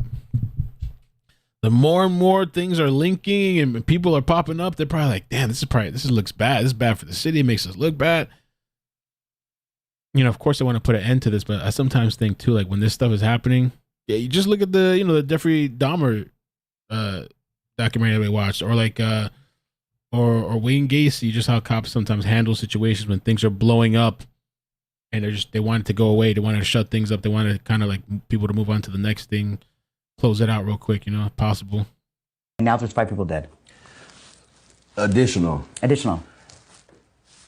mean, they didn't want to talk about. So who knows how many else they did. What? Hold on. And ask me anything. It's, there's no Columbo, no Elliot Ness, no Hitchcock at the end of the bed. You know what I mean? Nothing. I mean, and then my calls were all unanswered. I mean, and my concerns were all avoided. I mean, and now there's 5 people dead. Additional. I mean, they didn't want to talk about. So who knows how many else is out there? They didn't want to talk about it. So take us through the process of now you're seeing these more recent homicides occur. Wait, so I mean, were they talking about before there was 5 other or there was what? Or is this like recent? They're like, just a little confused by this part. And ask me anything. It's, there's no Columbo, no Elliot. He changed to attempted homicide. And he said, yeah, it's an attempted 187. But, so I mean, they're still not hearing me. And today was the first time I told them that nobody ever came to the hospital, to the bed. I mean, and ask me anything. It's, there's no Columbo, no Elliot Ness, no Hitchcock at the end of the bed. You know what I mean? Nothing. I mean, and then my calls were all unanswered. I mean, and my concerns were all avoided. I mean, and 5 after. Maybe that's what this. Okay. And and now there's 5 people dead. Okay, so the 5 killings that we were talking about now. Additional. I mean, they didn't want to talk about. So who knows how many else is out there? They didn't want to talk about it. So take us through the process of now you're seeing these more recent homicides occur, and are you kind of noticing similarities with your experience, or how did you come to the conclusion to say, you know what, I feel like my experience was part of this greater pattern? Okay, so I saw your public announcement, and it was just you. I mean, it was, and you were saying that, hey, this is what's going on, and you explained the circumstances, and then I got upset, and I put a post on Facebook. These aren't new circumstances. They're not new. I mean, and then I had to pray on it. Because, I mean, let's face it, there's a serial killer out there, I mean, and I'm not dead. So I had to pray on that, I mean, but I knew that, I mean, it has to be told. Yeah. I mean, and so, and I knew that by coming to you, that you would let that be known. I mean, and then add the 2 other people there. I mean, myself and the other victim, and I knew when I saw the image of the person from the back, even though I never seen their face, that was the person that tried to kill me. So the person that's been released as the photograph and the video of the person of interest, you believe that is the person that shot you April 16th, 2021? Well, that person is not changing their clothes for a year and a half. I mean, what I mean is they look exactly what you remember. I'm like, man, you don't want to get no new beanie, the same type of clothing. Man, so she's saying the guy was wearing the same thing? Same build, the same height. Same. I mean, you just same everything. Like he just came out of a. I mean, like, and maybe he lives in a hole somewhere. I mean, I don't even know. I mean, I don't know. So I know there's been speculation on, 5 of the 7 victims have been Mexican men, and I know that we asked about that, right? And you yourself admitted that you think that it's possible that the killer could have mistaken you in the dark. I get mistaken for being. I mean, first of all, my hair was longer and it was in a braid, but I had a beanie on. I also had a hoodie on, and I also may have had my COVID mask on. But that being said, my complexion. I mean, I'm not. Maybe I had my COVID mask off because I think I was smoking a cigarette at that time. But the point. The point being is that I could easily be mistaken for a Mexican man at nighttime. I have been before, and my own cousins will laugh, like you Mexican. You know what I mean? And so. That could easily, happen. I don't know if he's targeting just Mexican people or just targeting people that are homeless and recycling. I don't know. We've confirmed at least 3 of the victims. And you as the survivor, so 2, and you're the 3rd, were homeless at the time of the shootings. Yeah. That's we've been able to confirm as from our indications. The other ones were not. So let's talk about where you're at now. Okay. What's going on with you now? Well, now so I've continued to just let God guide me. Every day I give him everything. I'm I'm just so I'm great. I don't want to get emotional again. You know what I mean? feel free. I mean, it's just people need. I feel this is a really important story for people to know, for you to tell, for people to hear, right? Because you are a 1 in a million. You're one of 7, right? You survived. 6 other people did not. Yeah. And then you're 1 in a million to, regardless of this series of killings. I mean, it's not every day somebody survives being shot that many times. Okay, so I'm first and foremost, I'm angry that there's 5 people that are dead after me. Mm-hmm. That angers me beyond how I was treated, because I feel like if they made it, that they still would have been treated the same way that I was treated. That's infuriating. Mm-hmm. You know, to be ignored and pushed aside, just like you're nothing. And if you didn't bring the story out, then and they survived, I'm convinced that they would have been treated that way. They didn't even want to admit that I was. And they're linked up. You know what I mean? So that being said, that's what I'm saying. They probably don't want all these people or more things coming forward, connecting. It's like, damn, this guy's been killing all these people. I'm sad about that. But where I'm at, in life, I've been sober since May 1st. I let God lead me every day. I'm here, but just by the grace of God, He saved me. Jesus is my best friend. I roll with him. I'm employed full time. Mm-hmm. You mentioned you pay rent now. Yeah, I pay rent. I pay taxes. You know what I'm saying? You know what I mean? I'm growing my hair back. I had to cut my hair because I didn't have there was no medical help either. There was no psychological help. Jesus was everything. He was my counselor. He was he's just everything. When I asked him not to leave and to be where there was me, that's what he's done. And he promised me I wouldn't leave you. And when you mentioned your lack of mobility, that now you're recovering, I remember you saying it took you like 10 months to even get access to physical therapy. Yeah, so I learned. When I was asking God, like, okay, well, how do I do this? What do I do? Then believe it or not, He knows about Google. So He, Google, and so I Googled doctors. Is that why it starts with a G? yeah, right. God, Google. So I Googled exercises for people that had a shot clavicle, or broken clavicle, and what to do with it. And so, because I was letting it, what you don't do is you don't let it be stiff. You know what I mean? Mm-hmm. So I was able to work that out. And so by the time I got to therapy, it was just about, I think I went twice. I went two or three times for half an hour. And you could tell they were just trying to bill you. You know what I mean? And that's, I was like, come on, I'm already past all this part. So it was just to get like a little bit of strength back, and for me to hear that, hey, can I move this however I want to? I don't have to be delicate with it. And they said, yeah. So I did. I'm not any kind of, I was having nightmares, so I had medication for nightmares. That's gone. I don't take medication for anxiety or depression. Wow. I'm completely 100% substance free, all by the grace of God. I have no cravings. It's all effortless. I cry a lot because I just get. I can imagine you get emotional. It's crazy, man. Yeah, it really is. I don't like. As vulnerable as you ever want to be is to be shot in the middle of the street. Mm-hmm. And to find out that that's not the worst thing about it. Getting shot is not the worst thing. But I don't want to be on.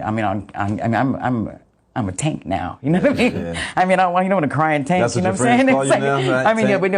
We kind of made that up. Right. Tank instead of Tasha because if anybody deserves that nickname, I think it's Thank you. Yeah. Well, in July I had the car actually fell on me right here, and nothing broke.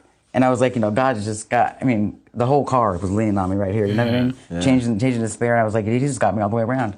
Okay. So yeah, I work full time. I'm happy. I'm married to my best friend 30 years. Congratulations. Okay. Thank you. When all this stuff happened, I had disconnected from my family because I wasn't, I was doing what I was doing. You know what I mean? Mm-hmm. So I hadn't seen my mom in 7 years. She's my everyday rock. You know what I mean? We're super close, almost as close as Jesus and I are. All right. How do you feel about now that a lot more has come to light in the media, both on our platform and now the mainstream media, national media. How do you feel now that you know more information and you're part of a bigger picture? How do you feel about the killer? From the beginning of when I first got out of the hospital, I struggled because I felt like I was stabbing myself in I was stabbing myself in the back because I found myself praying for this person. It would anger me. Mm-hmm. I would pray for him, you know what I mean, and I wanted them to have love and to, you know, and I truthfully, honestly, genuinely, 100% forgive the person who shot me. Because they, you know, I mean, I wanted to know that, I mean, in a strange kind of way, they saved my life. You know, they That's what I was saying. It's kind of weird and ironic. I don't know if it's weird, but yeah, it's got to be like a crazy feeling. I mean, you know, she was homeless and on drugs for 20 years and, you know, literally brought to the brink of the end of her life, like by a hair, it seems like. And, you know, yeah, had not happened, would she have turned around at that point, or how long would it have taken for her to turn around? Not to say that, you know, but it's just a weird, you know, one of those things in life, I guess. They were trying to destroy me, but they saved my life. Well, that's definitely right. That wasn't the killer's intention. You know, you just wanted to kill her, but in doing that, she was literally given like another chance at life. And I mean, she's doing well because she could have, you know, everybody processes things differently. She could have, you know, survived and then maybe gone back to drugs and, you know, because of all the trauma and everything that she's gone through and everything that's been going on. But she turned her life around. And even, I guess she got reacquainted. Did she get reacquainted with her mother? She said she hadn't seen her mother in such amount of time. And married and working and got a place. Yeah, you know, interesting take on it. I mean, I love the opportunity to tell them. I mean, if they would, you know, the God is also there for them, and if they, you know, you could, this could all be behind them. You could turn yourself in. I mean, it sounds crazy. I mean, I'm not gonna turn myself in. You know, you could, you know, God is for everybody. I mean, he forgives. He's just, but he forgives. Anything else you would like to tell the audience or leave them with? You have an amazing story, not just in under the circumstances of this serial killer case, but your survival and not just your survival, but also your recovery with even addiction and homelessness, right? So you have an amazing story. Thank you. Most definitely. Is there anything else you would like to share with anybody that might be listening right now? Yeah, I mean, I think that if you, I mean, I hate to say don't trust the police, but I mean, if you were in a situation to where, like, you know you've been homeless here in Stockton, and you got hurt, you got shot, you know what I'm saying? Like, you know, I think you should come forward. I mean, and know that, I mean, I'm trying to speak for people that are, you know, that are no longer here. So to pause that real fast, you actually think it's possible there may be more victims who have been shot, survived, but have not come forward? Knowing they're going to get treated like shit. I mean, you know, that's a deterrent. You don't want to go. You don't want to go. I mean, I kept myself silent until God got me ready to where I was in a space where I could, you know, speak. I mean, and not be, you know, treated that way. So, I mean, I have no doubt that there's somebody that's been, you know, shot and either thought that because of their lifestyle that they deserved it, or, I mean, or knew that the police weren't going to do anything. They could have heard about me and know that, okay, well, no, they didn't do nothing for her. I mean, they were going to try to hide this, Motek. I mean, even as far as today, you know, lying, saying that, you know, that, oh, I've been trying to get a hold of you. No, you haven't. I've had the same number. So, I mean, what I have to tell, I mean, I would tell people that are listening, trust, you know, 209 times. And stay off that chief because he's tripping. So do you feel you were victimized not only by the killer, but also in a secondary way by the system? The system was the worst. I mean, I'd rather got. I mean, I've said it plenty of times. I mean, I'd rather have gotten shot 10 more times than to have been ever deal with Stockton PD again. Wow. I mean, and that's not all the police officers. I mean, that's I mean, because I'm not assuming that everybody knew.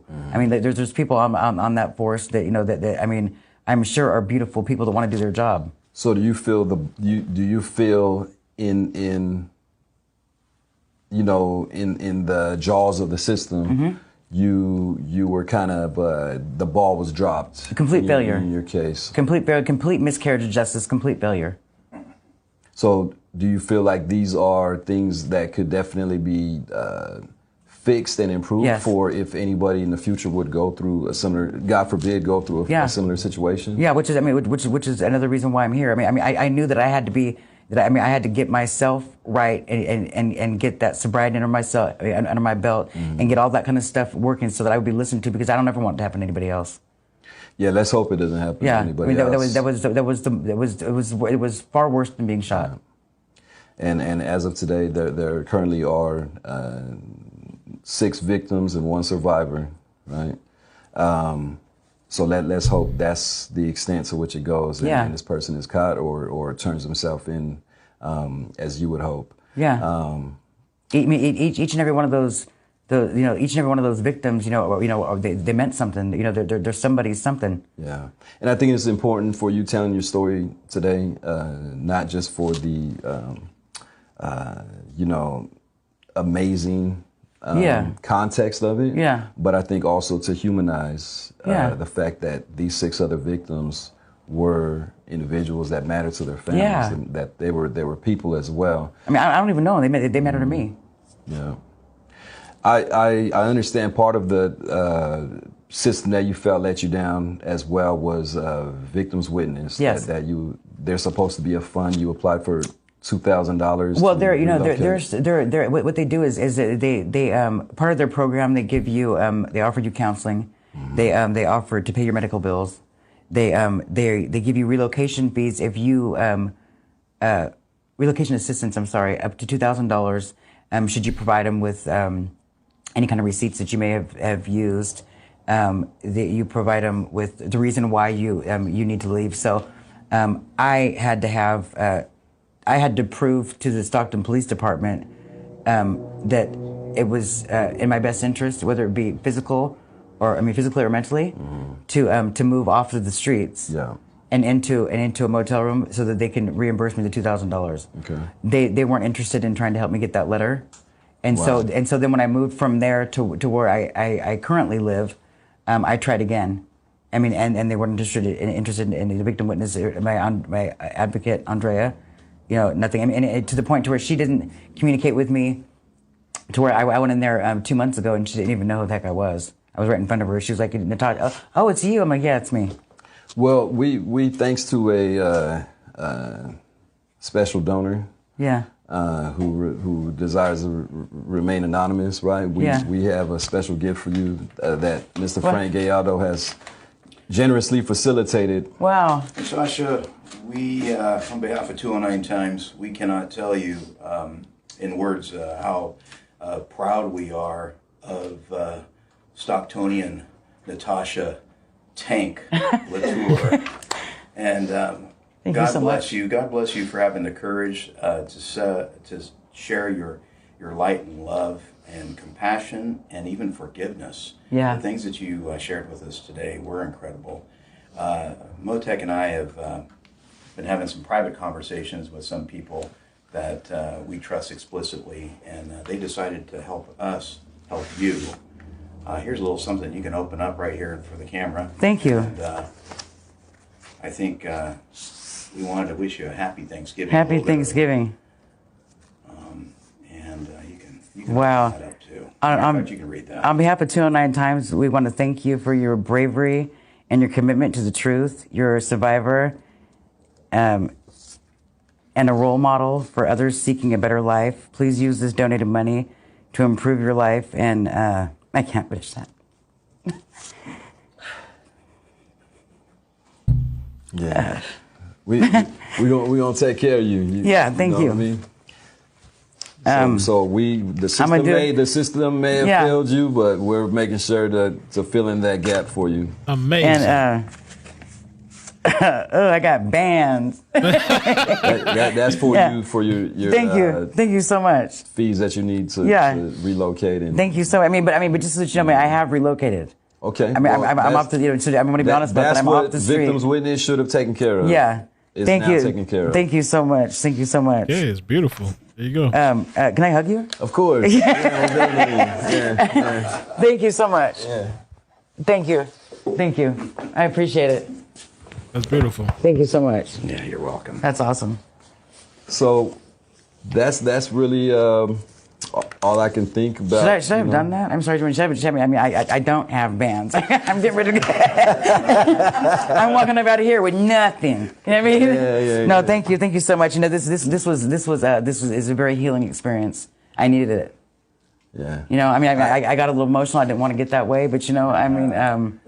I think a lot of people in our community do, and you know, including a person that's going around killing innocent people for no reason. We gotta pray for him. Natasha, when I heard that she didn't get the 2,000 from, the reason I kept asking, like, could you explain to me what victim witness was supposed to do? Yeah. And when I found out that if there was anybody deserving of this money, it was you. Thank you. So, made a couple phone calls and made it happen. Thank you so much. Thank you so much. Yeah. Yeah. I really. She probably won't take it, but I really like to give it. To my mom. You know, I mean, she helped me out the whole entire way. You Yeah. can do whatever you like. Yeah. She'll tell me to pay my rent for a few months. Yeah. Maybe you could have a big turkey. Of course, a huge turkey, a huge one. Yeah. A huge one. All right. Well, Natasha, we appreciate you coming in. Thank you so much. Again, congratulations on being a survivor. Thank you. Thank you for sharing your story. Yeah. On Thank you for putting it behalf out there. of 209 Times. We would like to thank you for sharing that story. Yeah. And I hope you inspire others. And it's definitely something that should be acknowledged and admired and celebrated. So thank you, everybody, for tuning in. And everybody stay safe. Stay safe. Stay safe. Everybody stay safe. And we are all hoping this ordeal will come to a conclusion shortly without any additional pain being caused to the community. Thank you. Be safe. Okay, so that was 209 Times. And they interviewed Natasha, which I think is amazing that they were able to get a hold of her and give her a voice and put that out there. Especially, I mean, it's got to be frustrating that the cops really didn't listen to her back then. And she seemed like she was brushed off, kind of. 209 Times, like I said, definitely go and check out their page. What I'm going to do after the stream is I'm going to share their videos to my Facebook page directly. So if you want to watch their videos uninterrupted, or you want to see, because they've been posting about the Stockton killer, and they've also posted about the Merced family in Merced that was killed. So the other thing too, while I have all you guys here, again, this is super odd to me. Somebody was saying maybe they misspoke. I don't know. Silvio sent me this morning, and this is the only news organization, because I've heard so far 6 confirmed killings and 1 survivor, 7 victims total, 6 people dead. These people over here are saying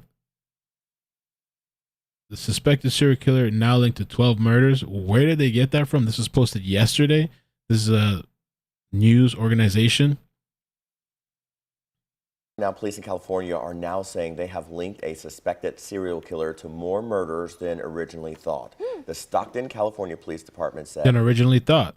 As evidence now connects the suspect in 5 California murders from this year to 7 others across the state. Police have not said if there are motives in these killings, and all. Because the thing is, if they misspoke, well, I don't know.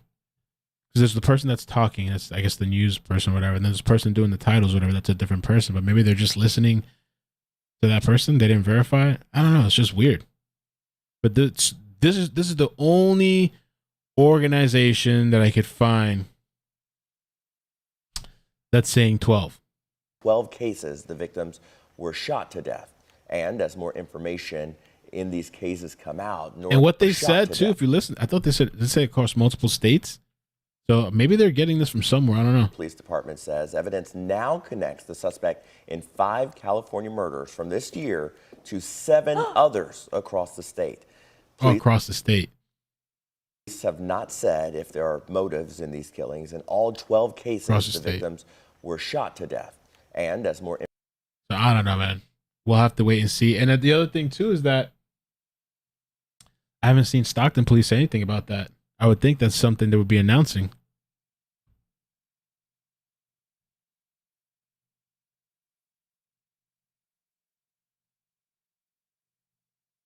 Serial homicide investigation, $125,000 reward. The Stockton Police Department is encouraging anyone with information to call our department.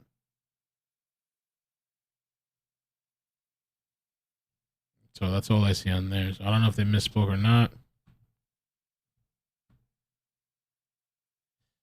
Oh, that's the wrong one. Hold on. I'll show the Google Maps real quick, and then we'll talk about. Oh, there is still. Let me close these out.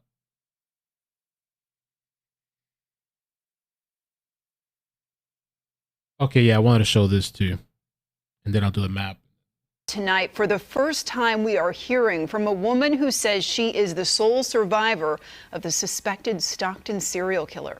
I ran towards them knowing that I'd have to get the same thing. I thought they spoke to her directly. Closer to the street if I wanted to survive. And then as I did that, then he, got down like a movie star pose. You know what I mean? Because at first he was just holding it like a thug, and I was really hoping his aim was gonna be off because he was like like that. You know what I mean? And then as I went towards him, then he got down with 2, and then it became my height. Well, the 209 Times just putting out this video with the woman who says she survived the April 2021 attack in Stockton, even describing the moments after she was shot and her injuries. So I was scooting on my back, and I got to the street, and then I said, as clear as day, I know it's scary. You can keep yourself out of harm's way, but please call 911. I'm dying. In the hospital, they took 7 bullets out. I'm sorry, 6 bullets out, and then one was removed from. One popped out of here. There's 2 bullets inside me, and then one right here. I wonder how many times all the other victims have gotten shot. This is where are we at? Oh, we're almost at 2 hours. This is one of the victim's family members, I believe. The brother of another victim told the Daily Beast that based on what cops told him, he thinks they're getting close to finding the killer or killers. I can feel it. Salvador de Budey was just trying to find some dinner when he was shot dead on the streets of Stockton, California by a suspected serial killer. The murder occurred on August 11th, a short distance from a flower shop owned by the boy's uncle. Flower shop. The boy.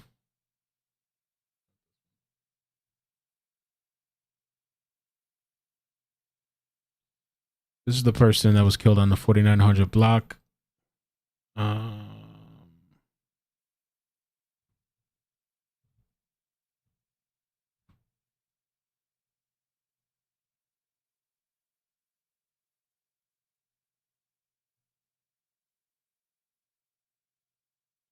Oh, there is. The train thing is right there. Or is that? Yeah. Or no, yeah. I don't know where the station's at. I don't know. Could this be somebody on the trains and stuff? That's a 4900 block. Then we got the 5600. I know the train's not going to stop right here, but it would be good to find the train stops too. Look at this shit. The train thing runs through the city, but they're not that far off from the tracks, I guess.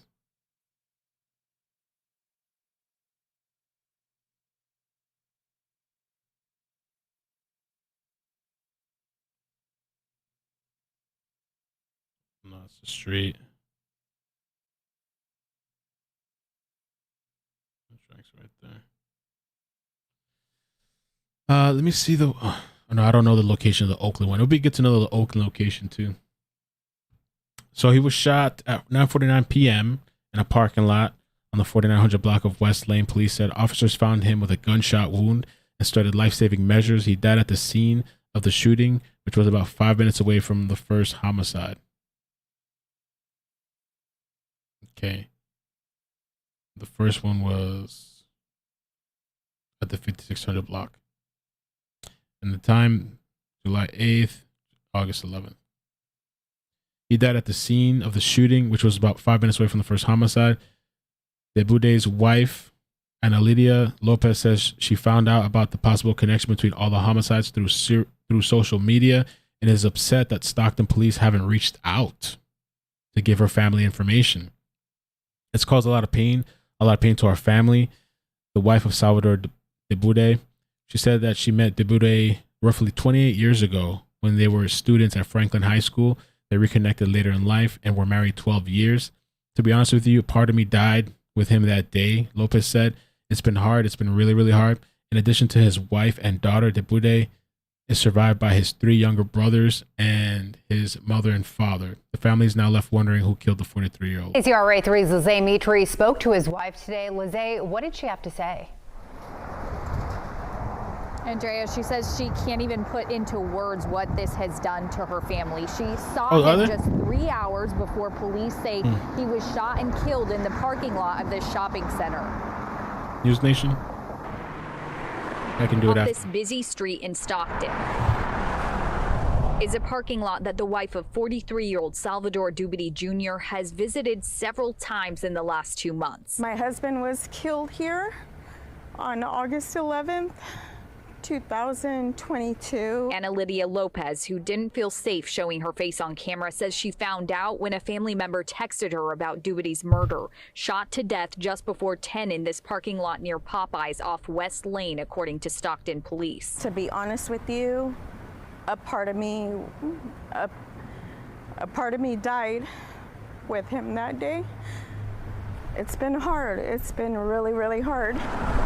She says they met 28 years ago as students at Franklin High School and then reconnected later. They were married for 12 years with a 14-year-old daughter. Family now left wondering who killed Dubity. I know somebody saw something. And if you did, please say something. Police say the murder is one of 5 that appear to be connected, a series of killings that started in July. They say each time a man who was alone after dark was shot to death. Police released this image of a person of interest, but say they don't know if one or more people are behind the murders. We just want to know what happened. It's been a tremendous tragedy for our family, and we just want answers. She says she doesn't even know if her husband was here going to Popeyes or what may have led up to the shooting. Live in Stockton, Lizay Mitri, KCRA 3. All right. So this occurred a short distance from the flower shop owned by Debude's uncle. Debude is an aspiring musician and artist who was known to friends and family as Sal. Had stopped by just the day before to say hello. William Debude recalled he was getting a bite to eat when it happened. He told Daily Beast at his store on Wednesday. He was at a chicken stand. The guy pulled out a gun and shot him. You can imagine your nephew comes out and says hi to you, and the next thing you know, he's dead. Responding officers found his body in the parking lot of Popeye shortly before 10 p.m. The 43-year-old was buried in an Oakland Raiders jersey, said William, who provided the funeral flowers, red roses for love and white lilies for peace. The day that we found out that something happened to him, was from a person off the street who said, "Hey man, we think your nephew got killed." And I said, "I just seen him yesterday." According to William, his older brother Salvador called around 2:30 a.m. and said it was him. William walked the streets to try to make sense of it all. He hasn't found any answers since. Who does that? What kind of monster does that? William went on. I'm hoping that whatever happens, let God deal with him. Whether he may kill him or put him away in prison, I believe in my heart no family should ever have to deal with this. All right, so those are the other victims. And we saw this as well. Okay. Let me get the super chats, and what I will do, because we're already coming up on 2 hours. I want to read the one story I told you guys about. And we can listen to a quick article too about the whole weird mass stabbing that went on in LA. And somebody in the chat had just told me too that News Nation had mentioned something about the Merced family. So maybe we can watch that too real quick before we head out. And also that trial, I think I want to take some time. I don't think I'll be able to do it tonight. Maybe Friday would be a good day. Ooh. Okay. Maybe Friday will be a good day for the trial. I just want to plan it a little bit to save time so we're not just sitting there going through things that don't need to be watched. The trial with Brooks.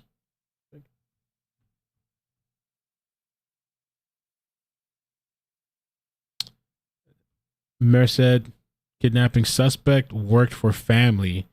Baby was left to die. Spokesperson said. So they've been telling us that the person didn't work with the family. For the family. Let's see here.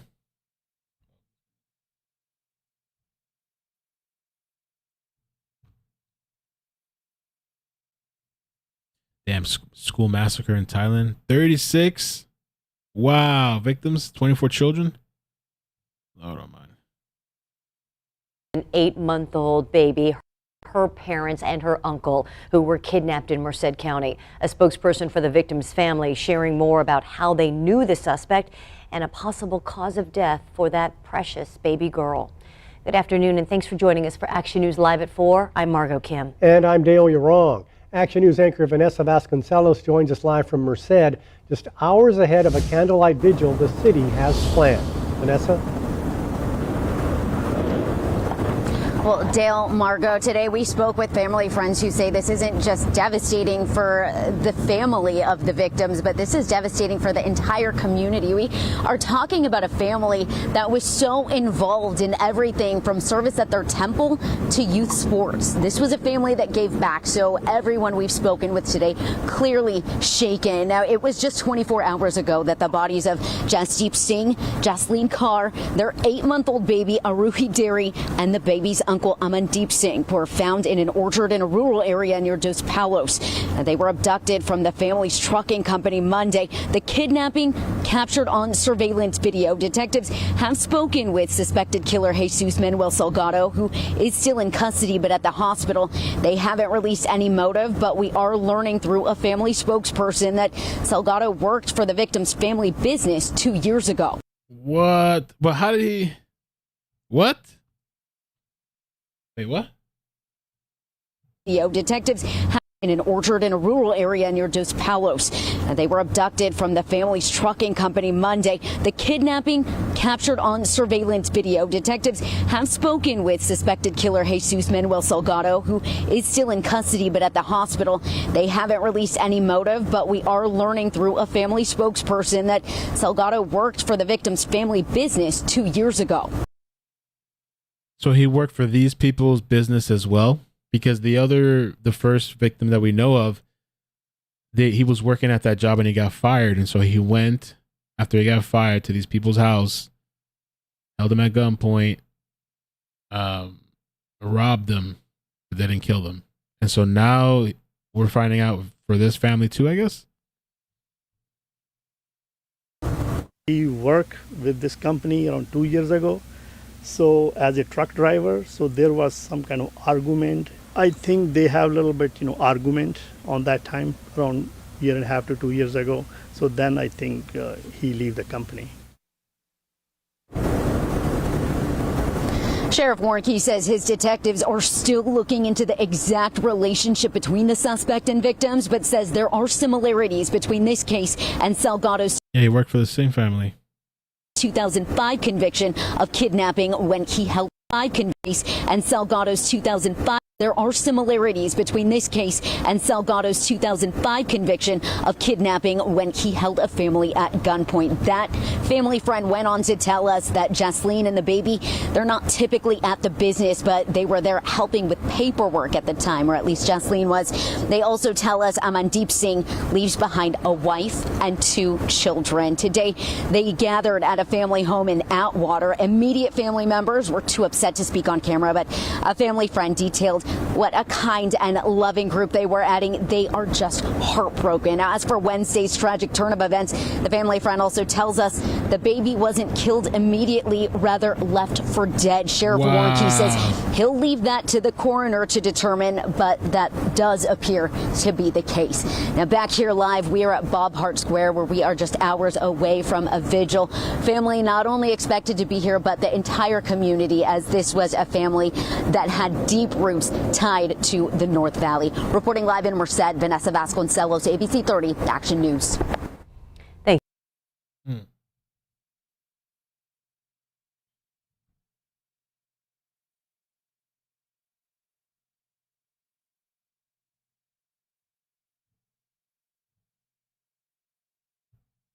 Doing a candlelight vigil, October 6th, 7 p.m.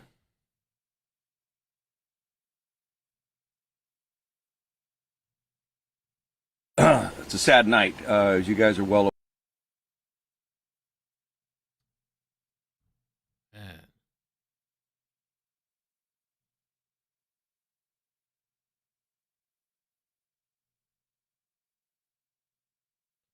Message from the city of Merced regarding this week's tragic events.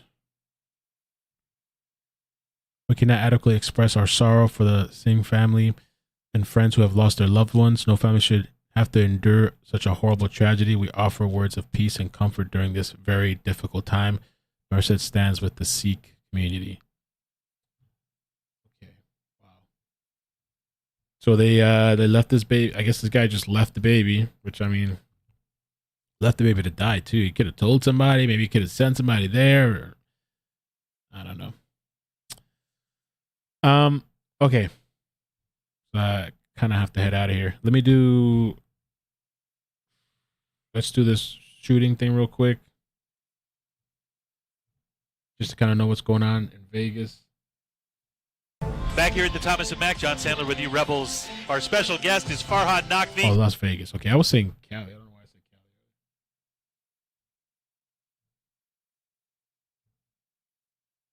Cali. Let's get back to that breaking news where we now know 8 people have been stabbed, 2 people have died. Let's get straight to our Danny Maston live on scene there.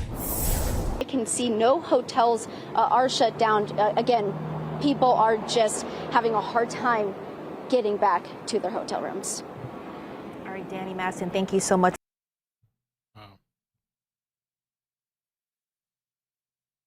All right.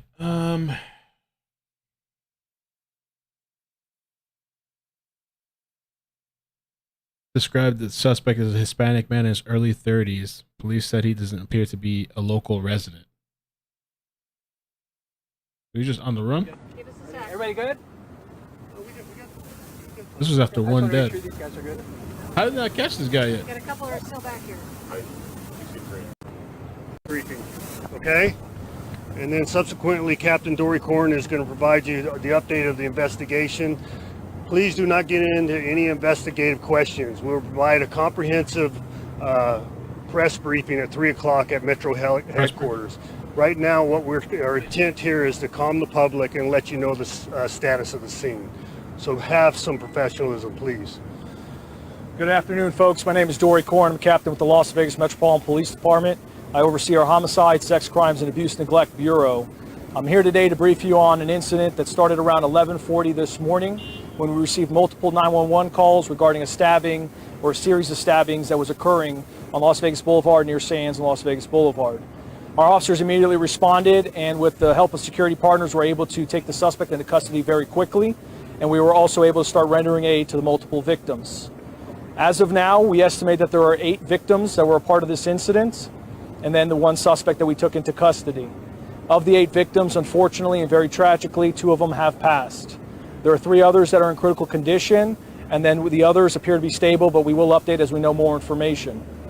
As the sheriff pointed out, this is extremely early into the process. This incident just happened, but the sheriff and the rest of this organization prides itself on being as transparent as possible and ensuring the public knows what's going on. And so we're coming out here very early to make sure that people understand that the scene is under control, the suspect's in custody, and everything appears safe as of now.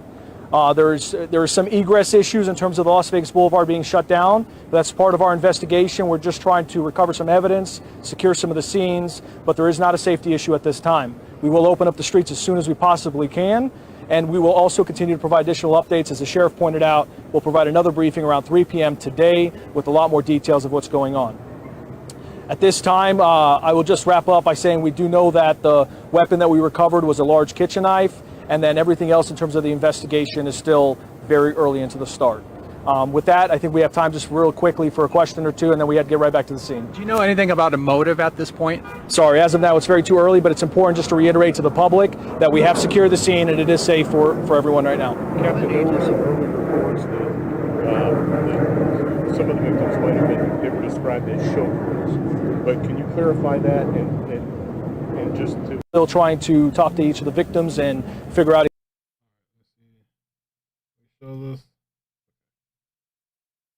Eric, they are from London.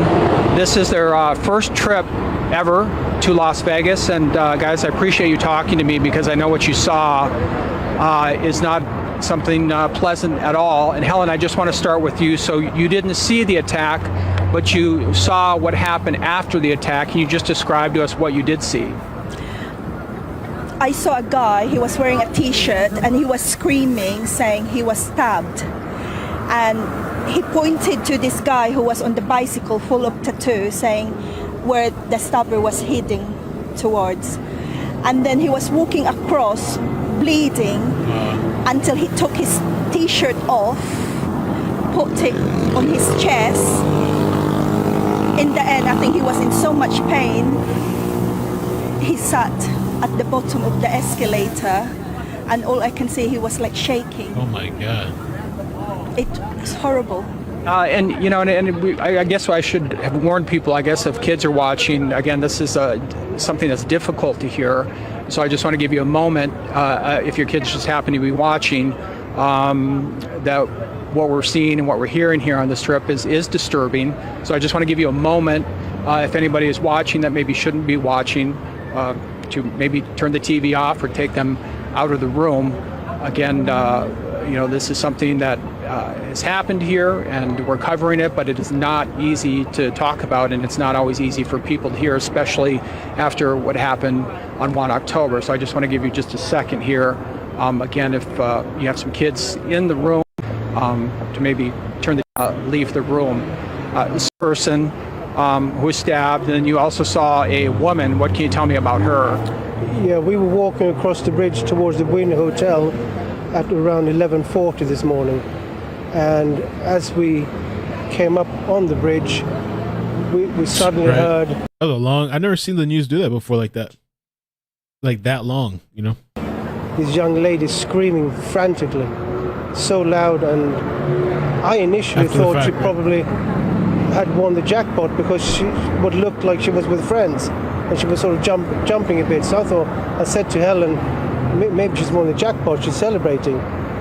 But very quickly we realized that, you know, she had been stabbed. And we saw lots of blood from the gentleman who eventually sat down.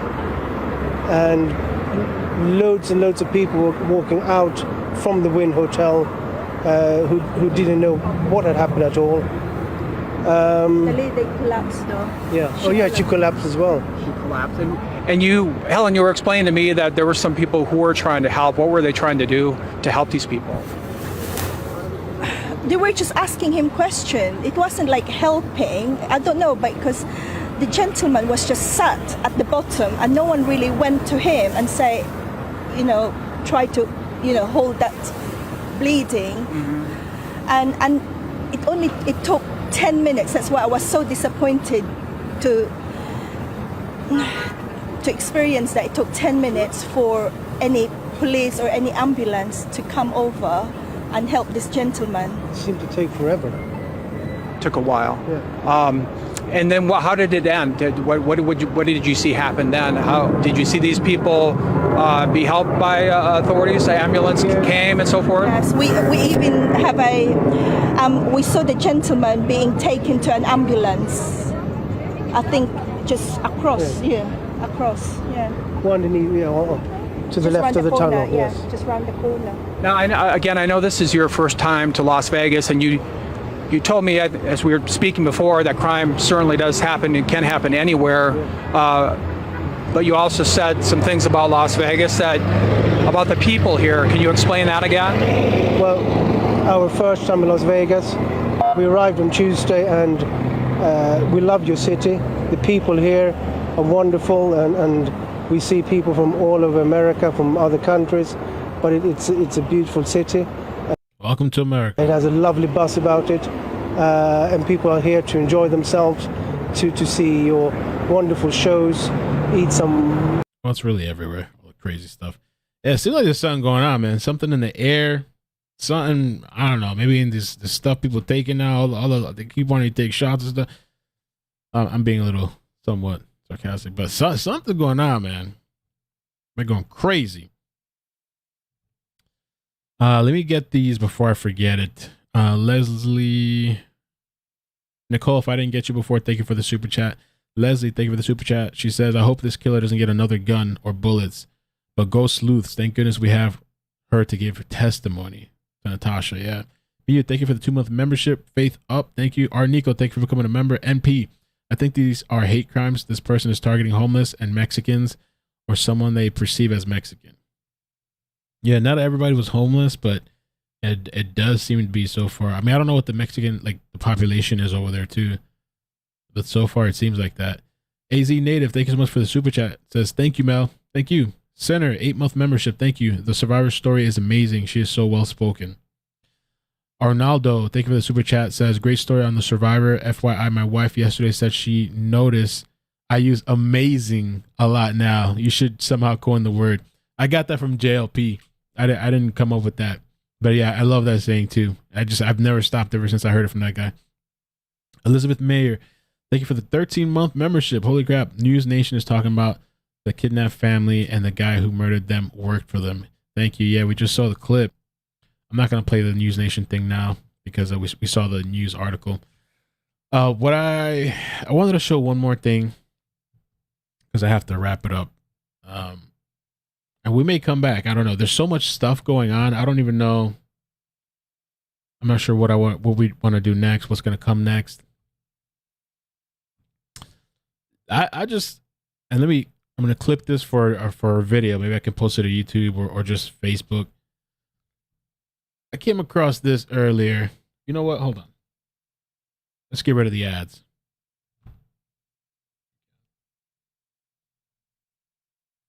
Some of them. Whatever we can get rid of. Woman duct taped Tinder date, cut him with a knife, and choked him. August 6, 2022. Now, the woman is the perpetrator here. Colorado. A woman has been charged with multiple felonies after she allegedly duct taped her Tinder date, cut him with a knife, and choked him multiple times. Laura Marie Dooley was arrested last Wednesday and charged with 1 felony count each of second-degree kidnapping, second-degree assault, and menacing, according to an affidavit. Amazing. I got the affidavit there. Officers responded to her apartment complex just before 6 p.m. that day.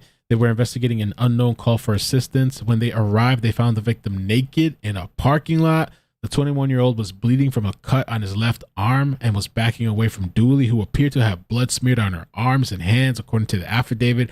Police said the victim told investigators he had just met Lauren on Tinder and they had agreed to meet up at her apartment. Shortly after he arrived, Dooley took off his clothes and gave Dooley took off his clothes and gave him oral. She then used duct tape to bind the victim's wrists together and ankles together. Sorry, that's kind of in the way. Ankles together. The victim found it odd, but consented to it because when I was reading this, I'm thinking he's thinking that like, oh, maybe she's into like being kinky or something, so she wants to tie me up or like, you know, tie my wrist. I mean, maybe I should not incriminate myself either. Because I mean, that kind of thing. Maybe if you're with somebody, you know what I'm saying? Oh, it's kind of hot, maybe, but like I don't know about like my hands and wrists with a complete random stranger. But you wouldn't really expect that. Like a chick's gonna just tie you up and try to do some weird shit.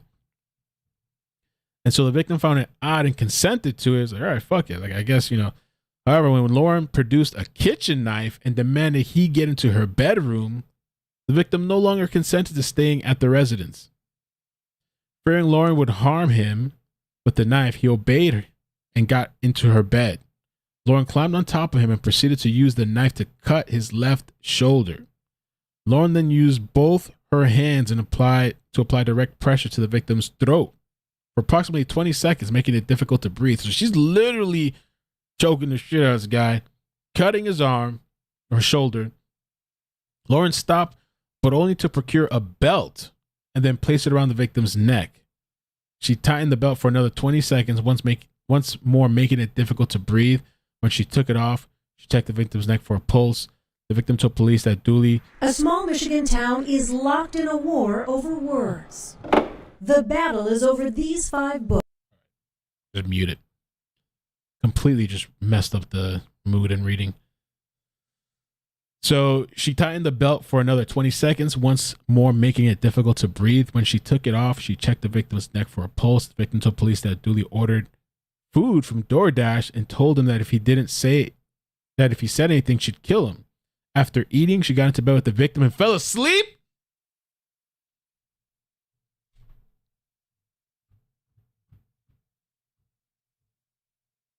Wow. That's when he was able to free himself from the duct tape and sneak out her apartment and call the police. Damn, was this chick gonna kill him? It seemed like she was kind of going for it because she took it to the next level. You know what I'm saying? Like your arms and your legs restrained. Then you're literally cutting the guy, which there's people that are into cutting. I used to know this. I used to have a friend, this chick. She told me they were into cutting, and I used to see like little marks and shit all over, or bleeding, or whatever it is they're into. Weirdo shit. And then the choking thing. I mean, again, they're strangers, and then the belt thing. And then orders food, DoorDash. All right, go to sleep. Don't tell nobody.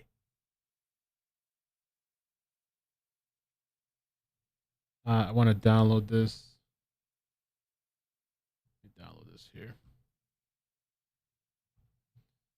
I don't like when it does that. It opens in the browser, but all right, we'll. Laura Marie Dooley, kidnapping, assault in the second degree, menacing class. 9/28/2022, 1743. Officer Metchley and your Afghan police officer are referred to as I were dispatched to this address located in the city of Colorado Springs, state of Colorado, to investigate an unknown call for service. Dispatch was advised Dispatch advised there was a 911 call with an open line where a male and a female voice could be heard. The call taker could hear the male, later identified as redacted, say he was bleeding all over the bed. He also told someone, because you cut me, you're going to kill me. Upon our arrival, residents at the apartment advised there was a naked male in the parking lot that needed help. Officers located blank, who was naked and appeared to be bleeding from a laceration on his left arm, was also actively backing away from the suspect, who appeared to have blood smeared on her arms and hands, exclaimed that Lauren tied him up and cut him. Lauren was detained but invoked her Miranda rights and refused to speak. Officer Metchley contacted blank, who provided the following statement. Blank advised that he had just met Lauren on Tinder and agreed to go over her apartment. They sat on Lauren's couch and talked for a bit. Lauren then proceeded to take his clothes off and perform oral on him. She then used duct tape to bind his wrists together. I'm going to ask Sylvia if he will let a chick do this. Is he watch? Sylvia, you out there watching? Is your friend watching too? Duct tape to bind wrists together and ankles together. Found it odd, but consented to it. However, when Lauren produced a kitchen knife and demanded he get into her bedroom, he no longer consented to staying at the residence. Fearing Lauren would harm him with the knife, he obeyed and got into bed. Lauren climbed on top of him and proceeded to use the knife on his left shoulder. Lauren then used both her hands to apply direct pressure to the throat for approximately 20 seconds, making it difficult to breathe. Lauren stopped, but only to procure a belt that she placed around his neck. She tightened that belt for another 20 seconds, once more making it difficult to breathe. When she took it off, she checked his neck for a pulse. So she's like, did I kill him? Did I go too far? Lauren became upset that Blank was bleeding all over the bed. So she told him to get in the bathtub, which he complied with. Lauren then ordered some food from DoorDash. When the delivery person arrived, Lauren told, if you scream or say anything, I'll kill you. And she might have. She really might have. She might have, even though the door person would have called 911, she might have gone back and stabbed the guy to death. After eating, Lauren got into bed with a blank and pulled a blanket over him. Noticed the knife Lauren had brandished earlier was underneath the blanket near his feet. After falling asleep, he was able to obtain the knife and get himself or set himself free of some of the duct tape as he was attempting to get his keys and phone. He bumped into the table, which woke Lauren. Oh, he then ran into the parking lot for help. When officers conducted a cursory sweep of the unit blank to see if there was anyone else that needed medical assistance, they observed a kitchen knife near the bed, several blood-soaked rags, and blood all over the bathtub. I think sometimes these stories are just so important to hear. If you guys never seen, I had a live stream once where I just specifically talked about guys that were targeted by women, because you just never really hear about that often. And there was quite a few Florida stories that I covered, and where these women had like drugged the men, and like either they go back home or whatever, and then they take all their belongings. But or how about show business? Show business. That was a crazy live stream too, and that live stream, I put the link down in the comment section after this.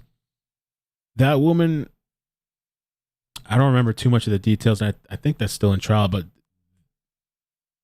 they were living, I think, with the guy's parents, I think. And so this woman, I guess she wanted to get kinky. They go to the basement. His mom's home upstairs sleeping. They go to the basement. And I'm trying to remember what happened. I think this chick tied him up or something. And I think started choking him, and ends up using, I don't know if he was dead or not. I think she choked him with like a chain or something. Ends up using a toy on this guy. I think after he was dead, use a toy on him. If you can imagine where, use a toy on this guy, maybe in his mouth too, but somewhere else. All kinds of shit to this guy. And then, I think she decapitated him, right? She decapitated him and put his head in a bucket. And I don't know what other parts. And so the mother was kind of like wondering what's going on and stuff. And that chick wasn't there at the time. The mother went downstairs to check on her son, and she finds the bucket with his head in it. Sure business. Like crazy. Yeah. Taylor sure business. The guys out here, you gotta be careful too, man. Some of these people. Green Bay murder dismemberment put on hold. What? You guys ever heard of Taylor?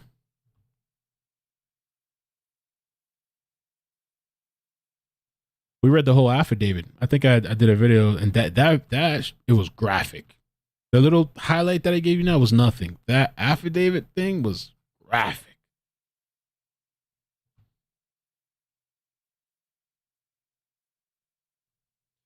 I wanted to see if I could pull up a quick news clip before we get out of here.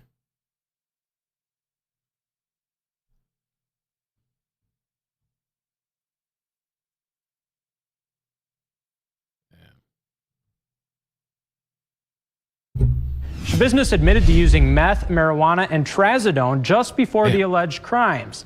Today, we spoke with a psychiatrist about how drugs like meth could influence this type of behavior. Meth. Seen a lot of these creators too going kind of crazy. And sometimes you just wonder, meth, something, I don't know. Behavior. Fox 11's Charlie Rubeski brings us this follow-up. Taylor Shabiznis, also known as Taylor Coronado, grew up in the Howard Suamico area. Now she's charged in a gruesome murder case. According to the criminal complaint, Shabiznis admits to smoking marijuana and methamphetamine just before the alleged crimes took place. In addition, Shabiznis says she shot up herself and the victim, Shad Therian, with trazodone just before strangling him. Trazodone is... she shot him up too? Is that what she said? Or she shot... That she then shot up... Oh, she shot up herself and the victim. Oh, damn. Wow. victim, Shad Therian, with trazodone just before strangling him. Trazodone is a medication used to treat anxiety and depression. Dr. Jean Yang, a psychiatrist at Rogers Behavioral Health, says methamphetamine is a stimulant which causes physical damages to the brain's neurotransmitters. As a stimulant, what it does is it really just activates your brain. And like many other drugs of abuse, it can cause you to have an altered sense of reality and make you be like you can't think clearly. In the criminal complaint, Shabiznes describes using a chain to strangle and eventually kill Therian as a part of a sex act. After strangling him, the criminal complaint says Shabiznes dismembered the body. Yang says meth use can lead to significant violence. Again, that's sort of just not really grasping what's going on accurately. That agitation, additional paranoia. Yang says with the like a lot of these people, high dose or consistent use of meth, someone could also develop psychosis. So you're not able to really tell the difference between reality and what's not real in the world around you. Charlie Rubeski, Fox 11 News. Yang says drug use has increased significantly over the past several years and encourages anyone who is struggling to seek help. 24-year-old woman from Green Bay is currently jailed on 3 charges, including first-degree murder. Details released today are deeply disturbing, including how the victim's mother discovered her son. Fox 11's Nick Harrington brings us the very latest. You're looking at a home on Stony Brook Lane on the west side of Green Bay, the scene where a murder occurred on February 23rd. On Tuesday, Taylor Shabiznes appeared in Brown County Court via Zoom, locked behind a door. The 24-year-old is charged with first-degree homicide, mutilating a corpse, and third-degree sexual assault. Yeah, I think she did stuff to him after. I'm sure she did it while, but like after he was deceased, she was doing stuff. Alleged are extremely concerning and disturbing and go to the violent nature and the grave nature of the offense. Wasn't she smiling too with cops and stuff? She didn't take none of it serious. She's not remorseful at all. Disturbing on multiple fronts. According to the criminal complaint, Shabiznes and the victim were both high on drugs, the victim dying due to strangulation. Court records show she watched as he coughed up blood waiting for him to die, later saying, quote, "Yeah, I liked it." Shabiznes allegedly removed the victim's head from his body, placing it inside of a bucket, then draping a blanket over it. With horrific details emerging on Tuesday from last week's murder, it somehow keeps getting even more gruesome, as the victim's mother was the one to discover the severed head.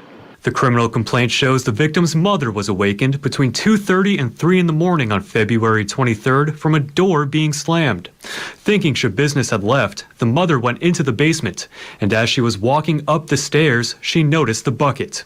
After removing the blanket, she saw the victim's head.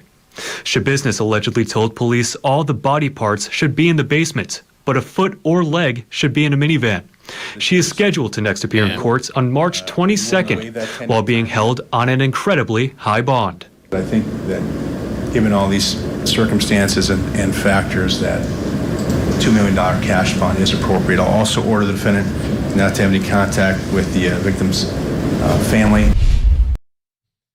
So that's that. I think I'm going to head out for now. Got a couple things to get together. But yeah, thank you guys so much for coming through today. I appreciate it. If you could hit like on the way out. I'm going to share that video of the survivor on my Facebook directly from their page.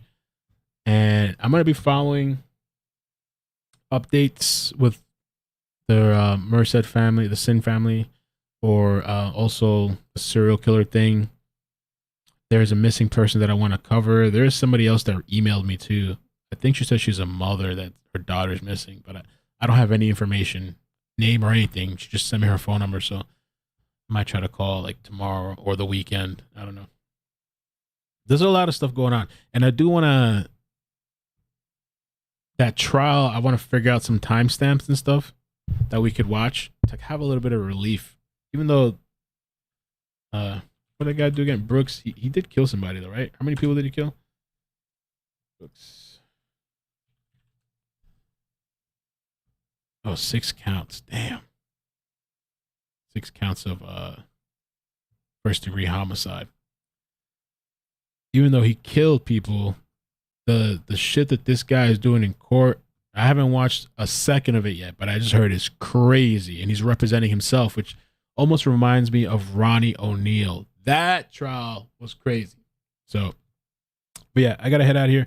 Thank you guys so much. I appreciate it, man. Take care. Love you guys. Peace. Bloop, bloop, bloop. Bye.